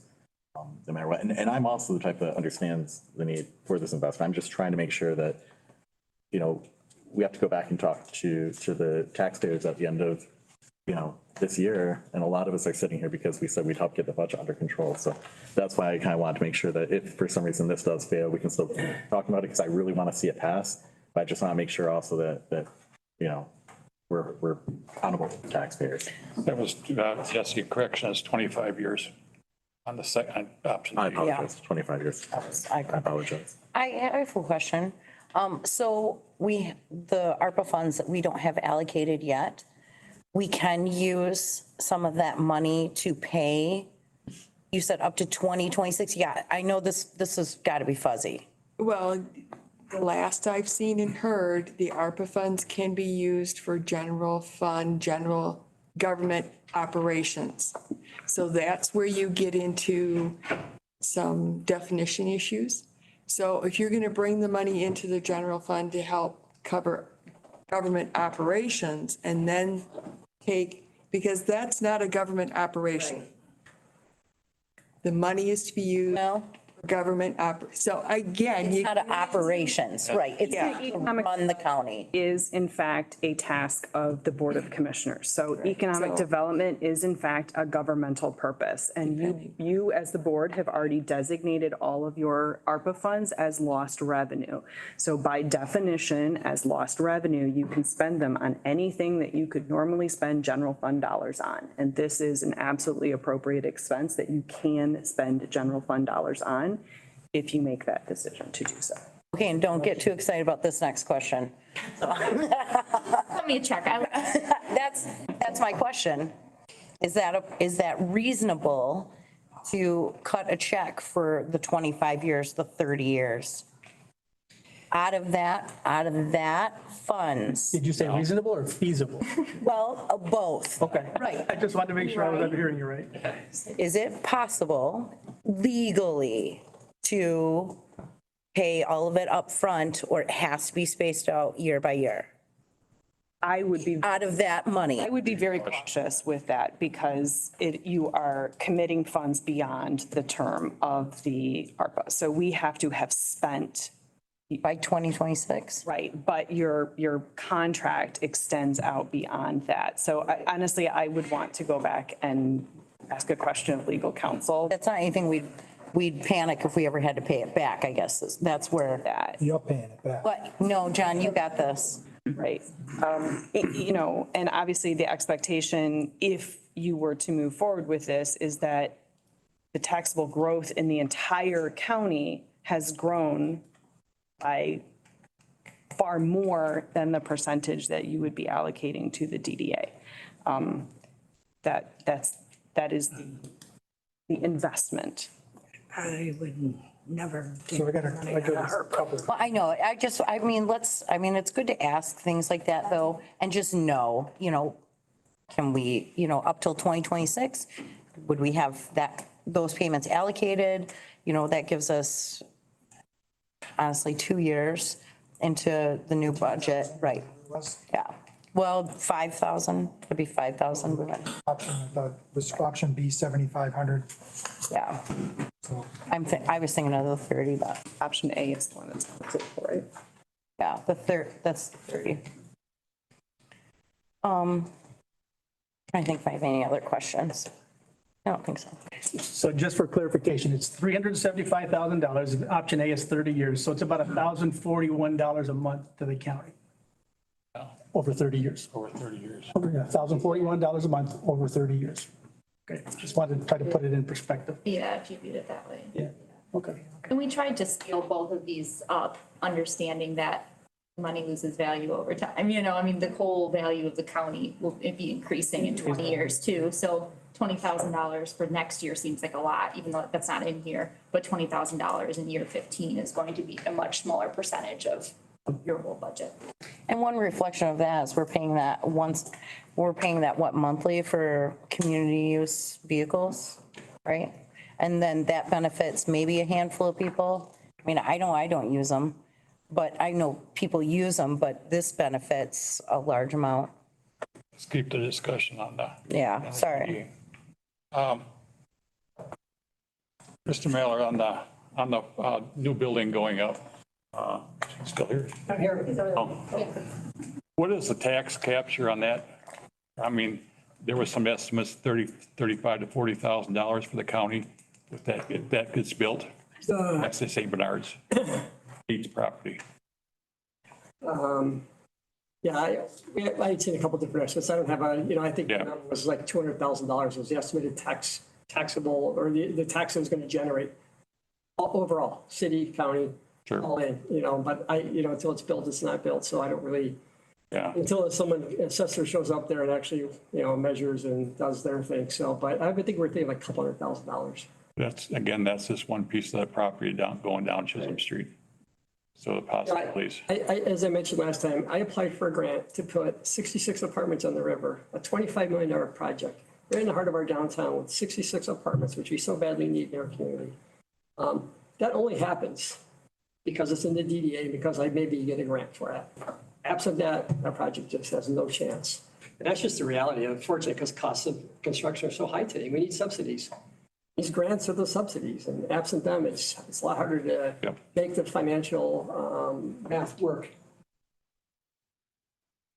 Anybody else got any questions? My only comment on this is my concern, and I've said in the past, we got to figure out where the money is coming from. And I know that there's been a couple comments on the ARPA, and I know that the ARPA is restricted to 2026 or whatever. I would be more comfortable with using those funds to do something like that. I know we can't do that. But we really need to figure out where this money is coming from, because, you know, you had mentioned 2% growth, and I was talking to Jesse earlier about that. And the reality is, if, as he had mentioned, if nothing is done, that 2% based on the equalization department, they gave a 1.9, so you're talking a 0.01 or whatever percent increase. My biggest concern with this whole thing is coming up with the money. So we're gonna get into an agreement here, and that may be all true, that 10 years down the line, 20 years down the line, that we're gonna see that growth. But here today, looking at, you know, the $1.5 million deficit, and where do we get that money from? And then spending, and I know it's not a lot initially, but to come up with that money initially, we very rarely say no to people when they come. In the past, at least, we haven't. But we need to start figuring out where we can cut that. And I'm not saying here today, but I just feel like my biggest concern with this whole thing is finding where the money's gonna come from. That's really why we wanted $2,500. I mean, in this grand scheme of 1.5 million, it doesn't move the needle a whole heck of a lot to make it easier on the county while you are sorting these things out. You know, in the meantime, we could get to doing what we need to do to help beautify the main corridor. But I totally get where you're coming from. I get it. You're in a tough spot. We tried to be sensitive to that in the process of working through proposals that you might find acceptable here. And I don't think it come with something that had 4% appreciation per year. It'd have been kicked out of here months ago because the map would have looked really ugly. So the reality is 2% we think is something that we think benefits the county too. We're not asking you for 400 or 500 or 600 or $700,000 because we use a higher percentage. If 2% happens organically, then you're going to benefit because you're going to get a lot more than 2% out of the work that we're doing. That's what happens organically. And so if it is 4 and 5, then the county's done well. I mean, if you think about it, a 2% growth in our overall taxable value is $2 million. With the ARPA funds, if we were to use those, couldn't we just pay a lump sum? Or does it have to be? I would have to, I really would want to check on that, you know, and it's certainly something that we could look at as part of the budgeting process. If you guys decided to move forward with this, you know, then we could look at, could we do it as a lump sum payment versus the year by year payment? I certainly, you know, we can do a little research and find that out. I would personally feel more comfortable with using, again, the ARPA funds, because then it would go back into the community. That's what the whole purpose of these are. Of those funds, yeah. Meant for. And when you look back, just one correction on we mentioned of the lost revenue. Last year, we did put that money, which I hate calling it lost revenue because we didn't really lose revenue, but we put that money towards the sheriff's upgrades and stuff. Yep, which is all general fund dollars. So, yep. But don't call it lost revenue. I know, but unfortunately, that's what the IRS calls it. So when I designate it, that's what I have to designate it as, but yes. Do you have any other questions? We'll call the vote for Bill's proposal for option A. We have supported by Commissioner Francisco. Roll call, please. Commissioner Francisco, Yes. Commissioner Konashevsky, Yes. Commissioner Kozlowski, No. Commissioner LaHaye, Yes. Commissioner Osmer, No.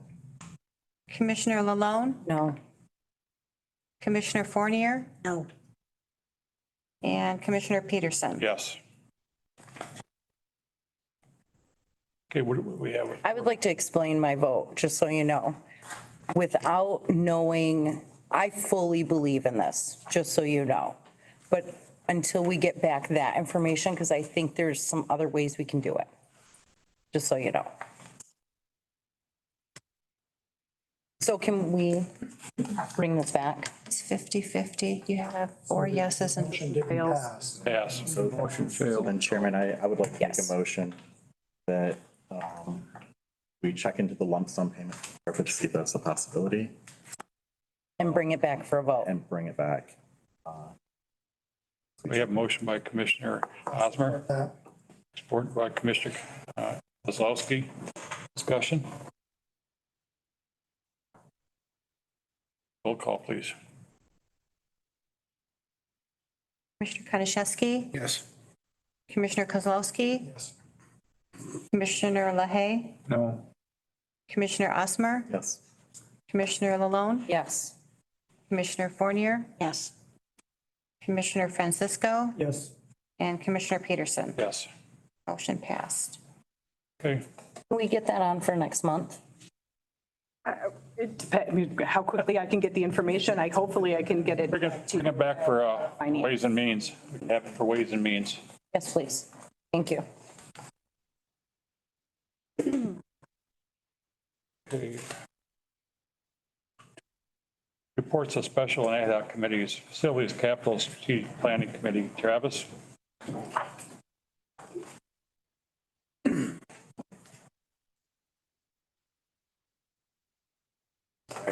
Lost track of all So, those two- yeah. Nation. I guess I really don't have anything to support. I mean, not to support, but to discuss. And if anybody had any questions when they overlooked the minutes. I do have just some quick additional information on the disposition of the ambulance, if that's okay. Yeah, certainly. So there was a discussion, Sheriff Smith kindly reached out to Emergency Services. They would be interested in purchasing the ambulance, mostly for the box on the back that then they would refurbish. They thought that they would probably pay about $1,500 for it. There was a discussion with an individual who has done some of the work on the cars as far as decals and things like that. He thought he had seen it on ambulances, decommissioned ambulances, similarly posted online for between $3,000 and $5,000. Enterprise was unwilling to give me any kind of an estimate. They just, until they put it up for auction, they have no idea because this isn't something that they typically do. So, you know, I don't know if there was that was information that I know you guys had been looking for. So I wanted to pass that along. I have better information than Mary Catherine for a change. I am waiting back on 2 responses from a handful of individuals that I've called. As of right now, I have one company in Minnesota that will write us a check for the ambulance as is for $13,000. I like that much better. And if we are willing to commit as a group to get a inspection done at Ford for the cost of $140, if they are happy with the results of the inspection, they'll pay $15,000. I think that's a better option. Yeah.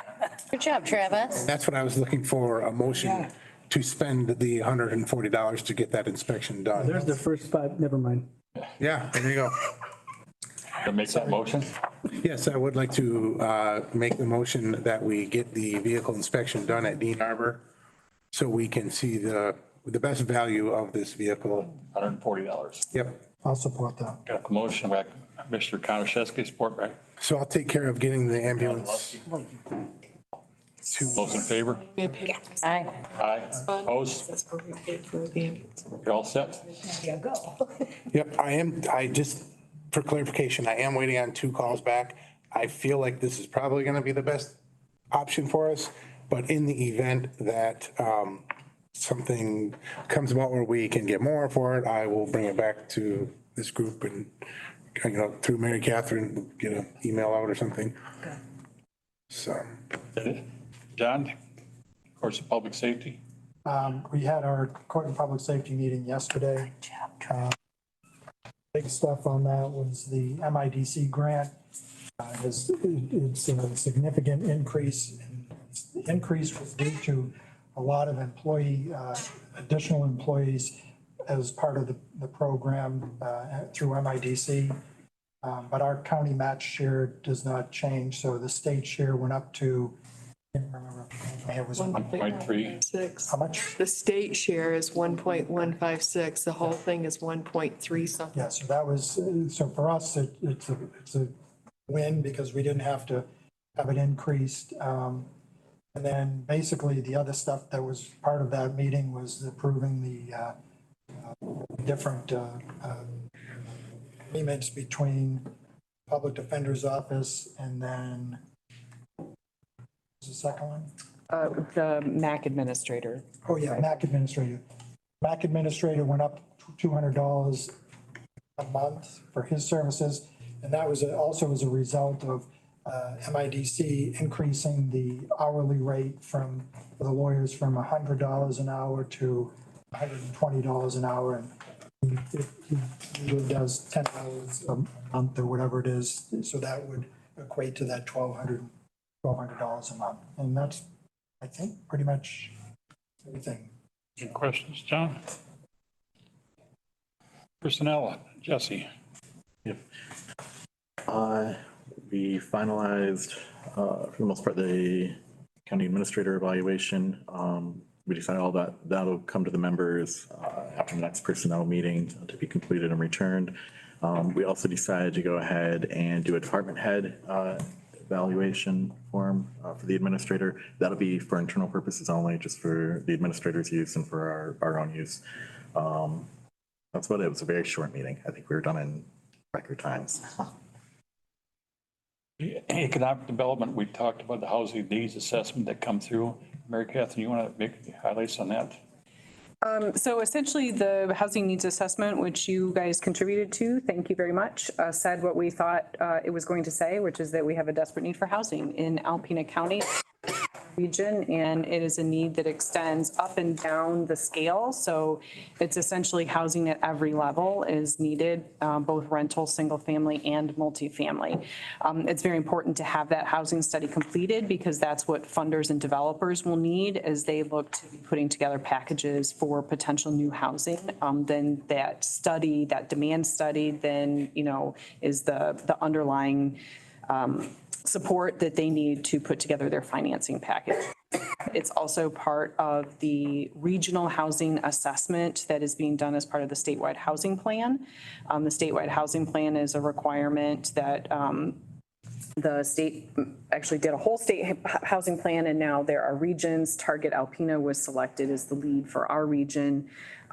And we are participating in putting together that housing plan to help us starting to address the issues of housing for our community so that we can continue to work on economic development. We also talked about DDA and also the land bank, which is later on. So move on from there. So Mary Catherine.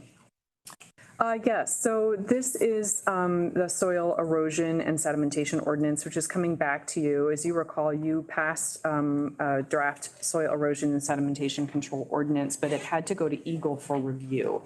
In discussions with Eagle, they had a fair amount of comments. So the ordinance that you have in front of you looks very different from the one that you had seen previously.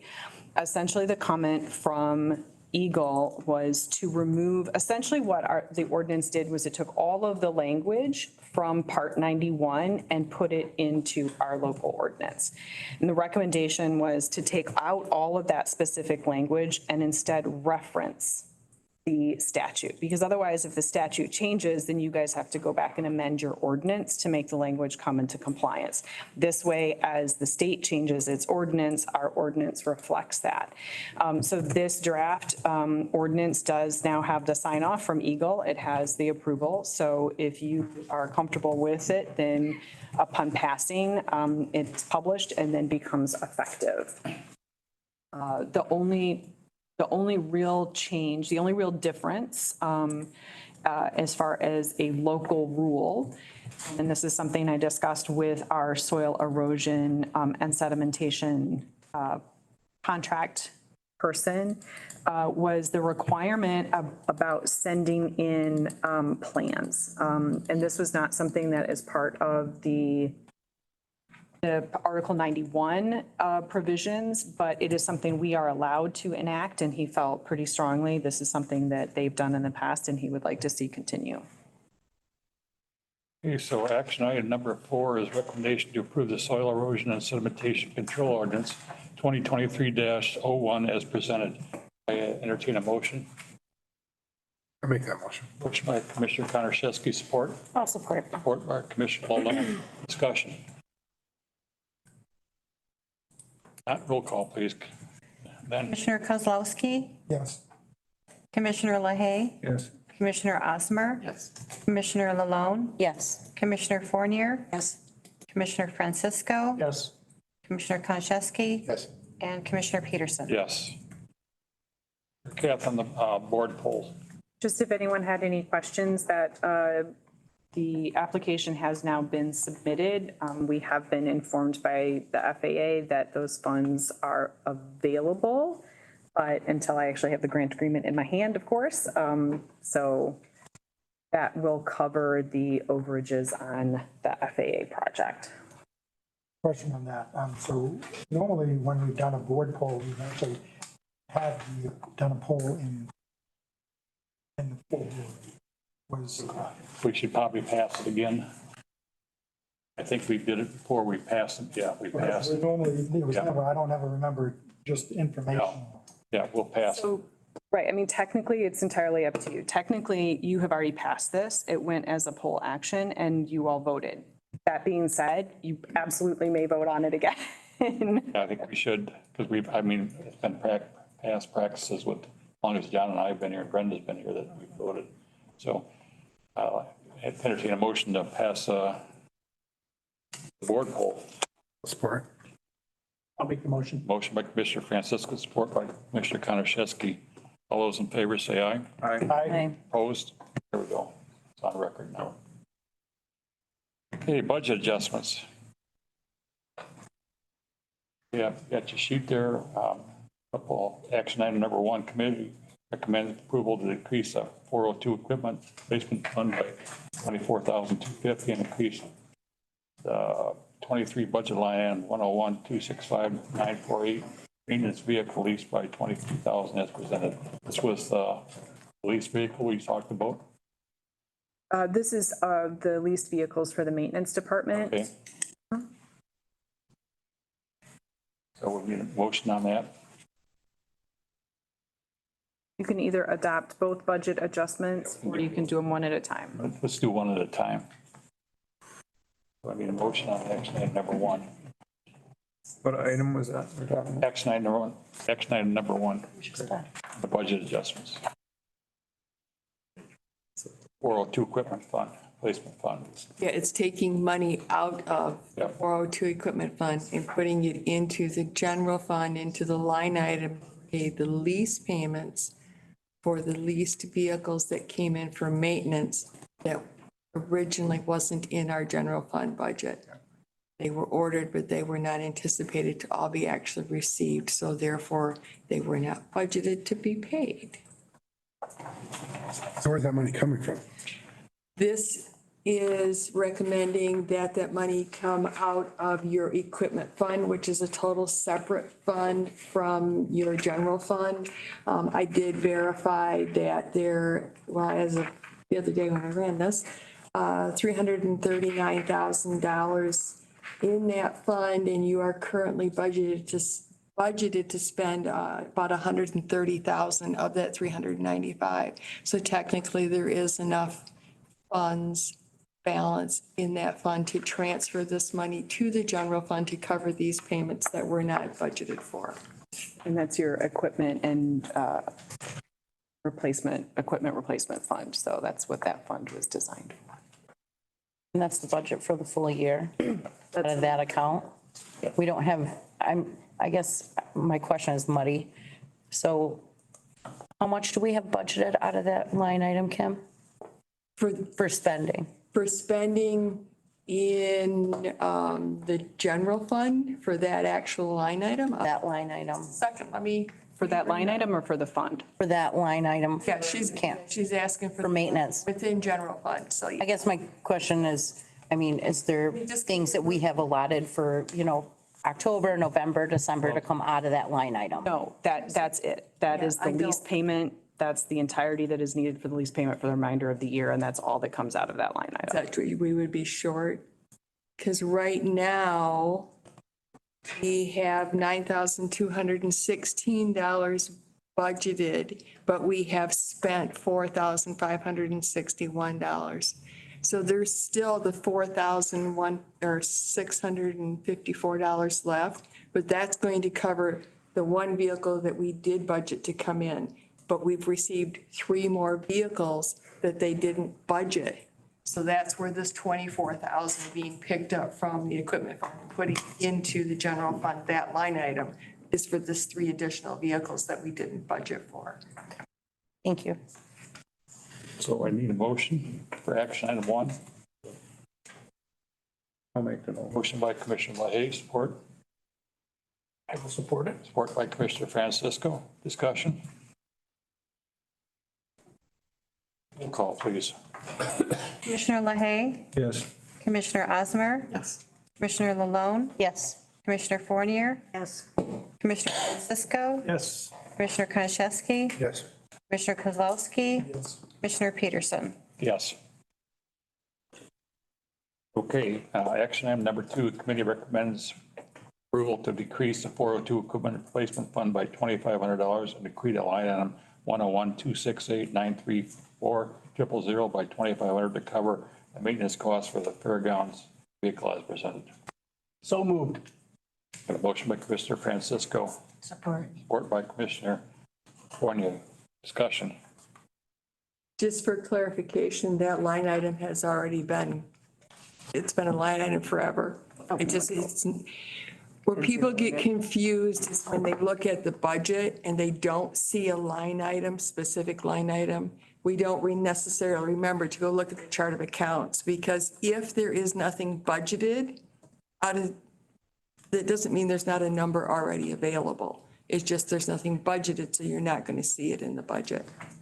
That's helpful. Thank you. Roll call, please. Commissioner Osmer, Yes. Commissioner Lalone, Yes. Commissioner Fournier, Yes. Commissioner Francisco, Yes. Commissioner Konchesky, Yes. Commissioner Kozlowski, Yes. Commissioner LaHaye, Yes. Commissioner Peterson. Yes. Okay, we have reports, DH4, Commissioner Lalone. Well, I'm gonna pass this one on to lovely Commissioner Fournier. Yes, I have the, He was notary this time. right now, the DH4 is currently looking, or they already have found a different facility in Atlanta. But the company, or the people that owns the building that did burn, they have so many days, like 60 days, to get it fixed before they can move back into that facility. If it is not done within the 60 days, they have to have a place to move to, which they did find so far. And Dr. Myers reported they have a new vaccine for people ages 60 and up for a respiratory disease. They had a lot of problems with that last year, with the respiratory illnesses. So it's a one-time dose, and you get it, talk to the doctor about it if you want it. And they also have another dose for younger children, but advisement to talk to your doctor about that. And they come up with a lockbox. The top shelf is not locked. People that have prescriptions, older people, they just put them on their shelves, or even a family, they just put them on shelves. Children can get into them, take the pills. So they're giving away these lockbox to anybody that wants one, which I think is really a great idea. Maybe they can lock up their gummy bears in there. And kids sleep all day. Also, they have a new wrap, the trucks.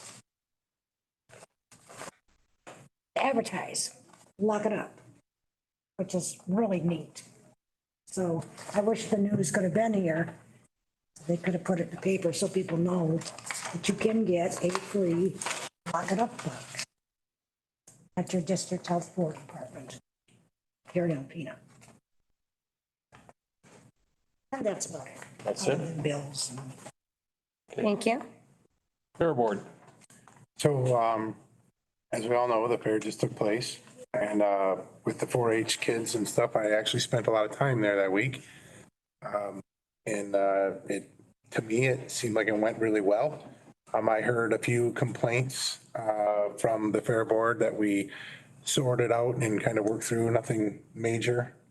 Just maybe a little bit of communication issues on some cleaning supplies and some replenishments and things of that nature.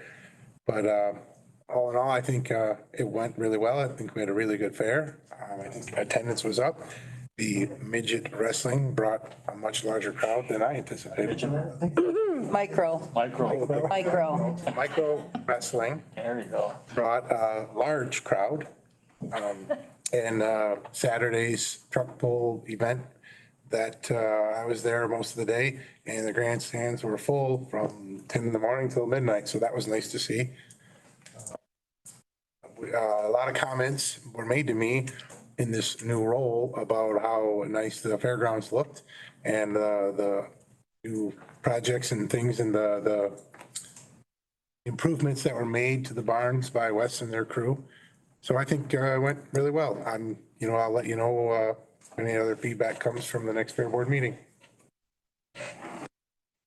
Landfill, we're almost to the point where we start getting our leachate into the well. They've laid the pad.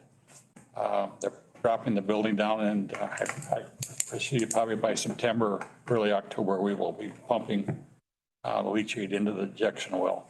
One quick note, for budget purposes, we don't know about the $125,000 we received this year for our stipend from the landfill, but hopefully we'll have something by budget time to go back and put into our budget.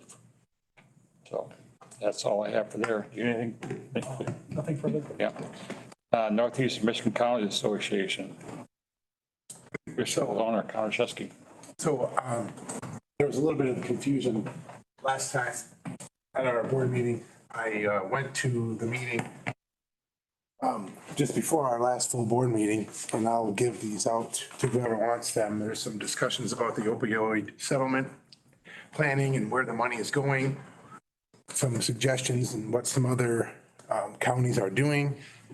And there's also a lot of discussion about the health department septic tank inspections. That is a pretty hot topic. Everybody's trying to sort through that and figure out a plan, if you will. Everybody understands, from what I gather, everybody in the room agrees that there needs to be something in place.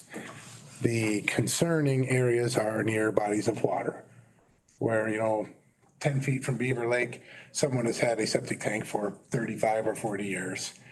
And, those are areas of concern. Areas that are not so concerning is someone who built a house 10 years ago out in the country and, on high, dry ground. So there was a lot of confusion. They are all of the counties are not happy with the plan they have now. So they are trying to get together and come up with something that makes a lot more sense. So it'll be interesting to see what comes about with that program. Other than that, nothing really overwhelming. That really was kind of the hot topic throughout the whole meeting there. Want to go right into the corrections advisory board? We haven't had anything on that. No, I haven't, actually. Okay. NMMMA, Bert. Yeah. Anyway, the last meeting was 27 July. The next meeting is 24 August.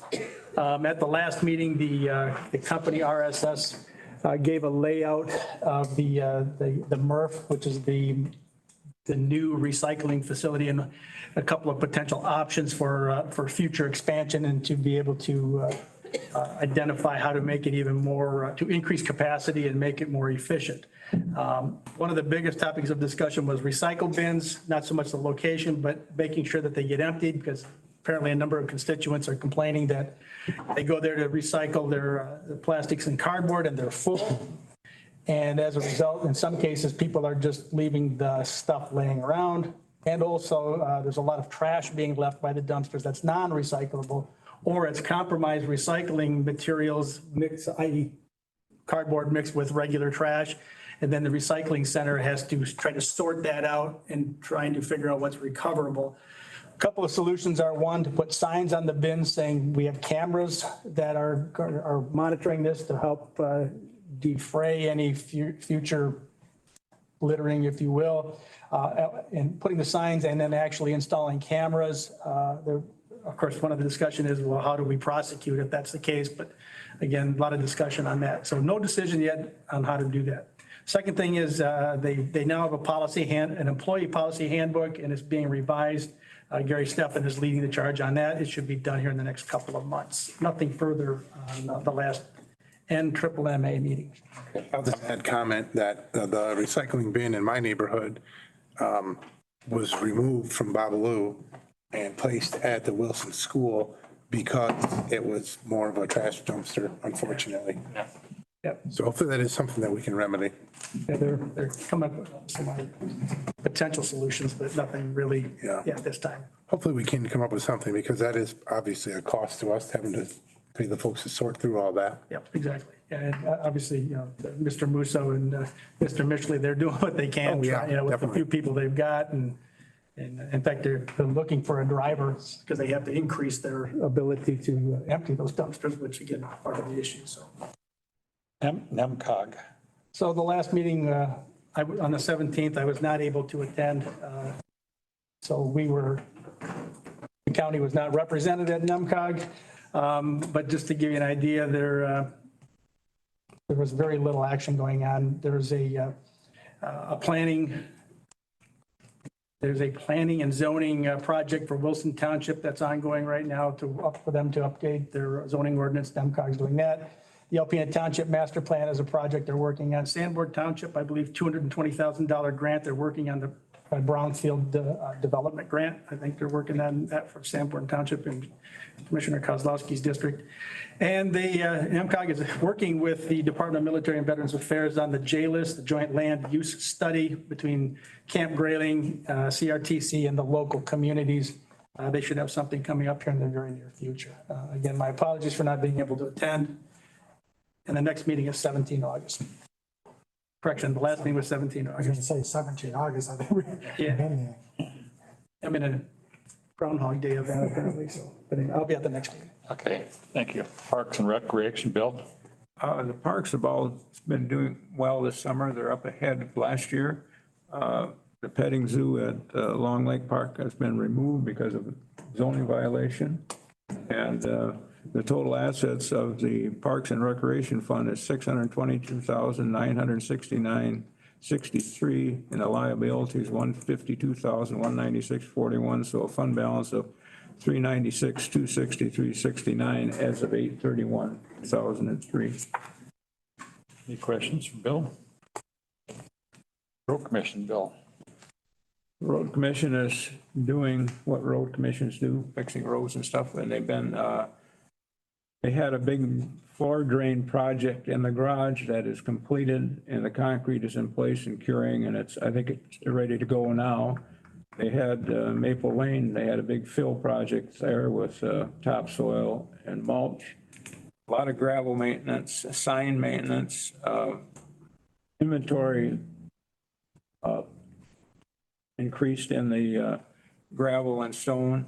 They had safety training, gravel spot patching, seal coat, brush hog roadside, drainage maintenance, asphalt maintenance, building housekeeping, equipment maintenance, tree maintenance, intersection sweeping, dust control, mowing on the roadsides, repair on 3 vehicles.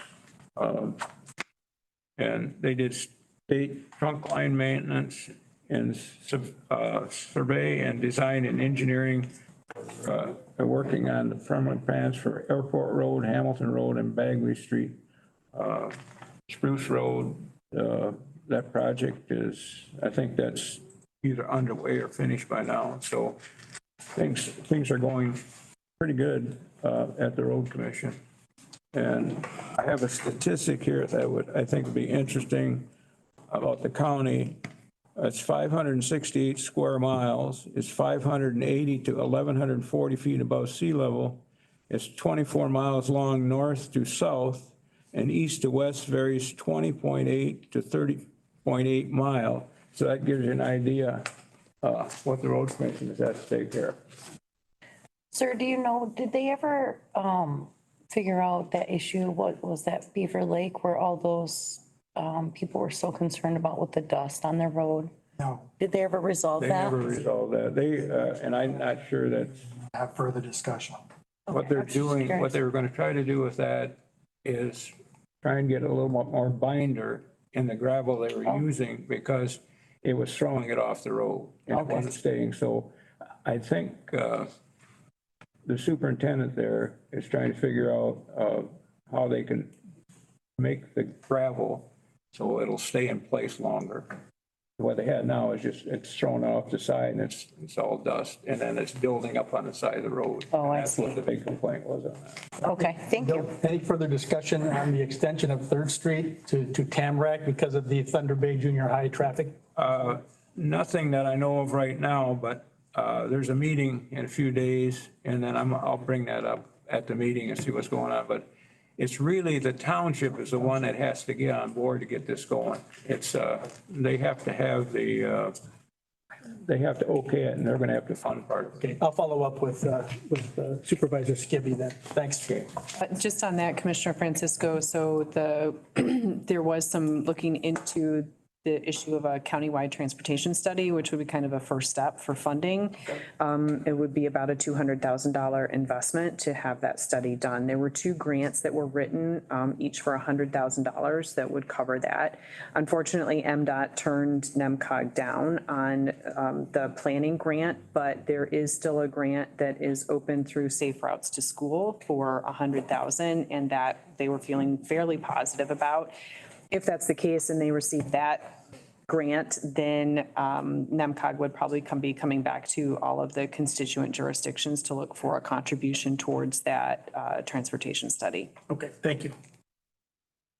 Okay, solid waste management, not much happening. I know we've talked to Oscoda and Montmorency counties, and they want to be part of it with us, I think. And once that gets passed, once that timber or something, state's going to lay the groundwork down, so, and we'll have to go from there, so. Thunder Bay Marine Sanctuary, Jesse? Actually, I missed that meeting. I did check with a friend and they said there was really nothing of note to report. I'm waiting for the minutes still. Okay. Thunder Bay Transportation, Travis? Unfortunately, I was out of town for their last meeting and our next meeting is coming up Thursday. I'm actually out of town again, so I'll see if I can zoom into that, but I think it's also during our meeting here. Okay. Next item is Land Bank Authority, Alpena County Land Bank Authority. Appointing 5 people to the land bank. Treasurer Ludlow has to be on the land bank. She's one of the 5. I've contacted with Russ Reinhardt from Alpena Township. He's accepted. Mayor Walgore from Alpena, City of Alpena is accepted. And you've talked to Todd and he's accepted, Todd Britton. He said as long as we don't get crazy and the meetings are like monthly. Yeah, they're not even that. I said once a year. He said, okay. No. Britain, not when things get crazy. Well, he's on 3 or 4 other committees already, and I think he's a little And maxed. myself for the first year. Then once we set up the ground, the bylaws and everything else, we'll adjust from there. But I recommend approve my recommendation appointments to the Alpena County Land Bank presented. I'll make the motion that we approve Commissioner Chairman Peterson's 5-person recommendation to the Alpena County Land Bank Authority. I'll support. Support by Commissioner Travis, Kondrashevsky. Any discussion? Only discussion, I apologize, Chairman. I caught 3 of those 5 names, Russ Todd, Mayor Walagora. Todd Britton. I got Todd. Myself and Got Jennifer it. Ludlow. I apologize. Okay, Yep. thank you. So once we get the bylaws, yeah, we'll get the bylaws drawn up. And then do all the, Sorry. yeah. Whenever you get those ready, we'll just work with Kim, get a meeting together. Yep. We still didn't vote. I know we're going to vote. Okay. I'm just right. just doing that Sorry. discussion, so all those in favor say aye. Aye. Opposed? Okay, carried. So once we get that, Mary Catherine will set up a meeting. Yes, I will work with Treasurer Lobo to get that set up. Any correspondence? Nothing that we haven't forwarded on. Any new business come before the board? Public comment? Most patient guy in the room. It's all very interesting. Yeah. As much as it's a learning experience as well. Kevin Ginter, 390 South Lawn in Alpena. A couple things occurred to me throughout the meeting. It's a good idea for the lockbox thing, for people to help, guard their kids and other unknowing people from taking stuff they shouldn't take. And in addition, I just wanted to bring up that there's, I think, numerous pharmacies, maybe MSP, that has their yellow jug program. So I just wanted to piggyback that. The other thing was with the DDA. I don't claim to know or maybe understand some of the particulars, but something that really caught my eye recently was how important the vibrancy of the city of Alpena is, and it's being an anchor not only to Alpena County, but to the city, but to Alpena County and the Northeast Michigan area. I don't think you can do enough metrics to understand all the intangibles the beneficial intangibles that are created when you build a vibrant downtown. Gives people a place to go and, oh, hey, that's going on in Alpena. Hey, I want to build this business too. And then it may not all happen in 2 years, but it just continues to build because the interest is there and the people are excited. Thank you. Thank you. Thank you. Anybody waving their hand? Ben? No? Not close public comment. Motion to adjourn. I'll make the motion. Motion by Commissioner LaHaye, support. Second. Commissioner Osmer, all those in favor? Aye. Opposed? Always So fine.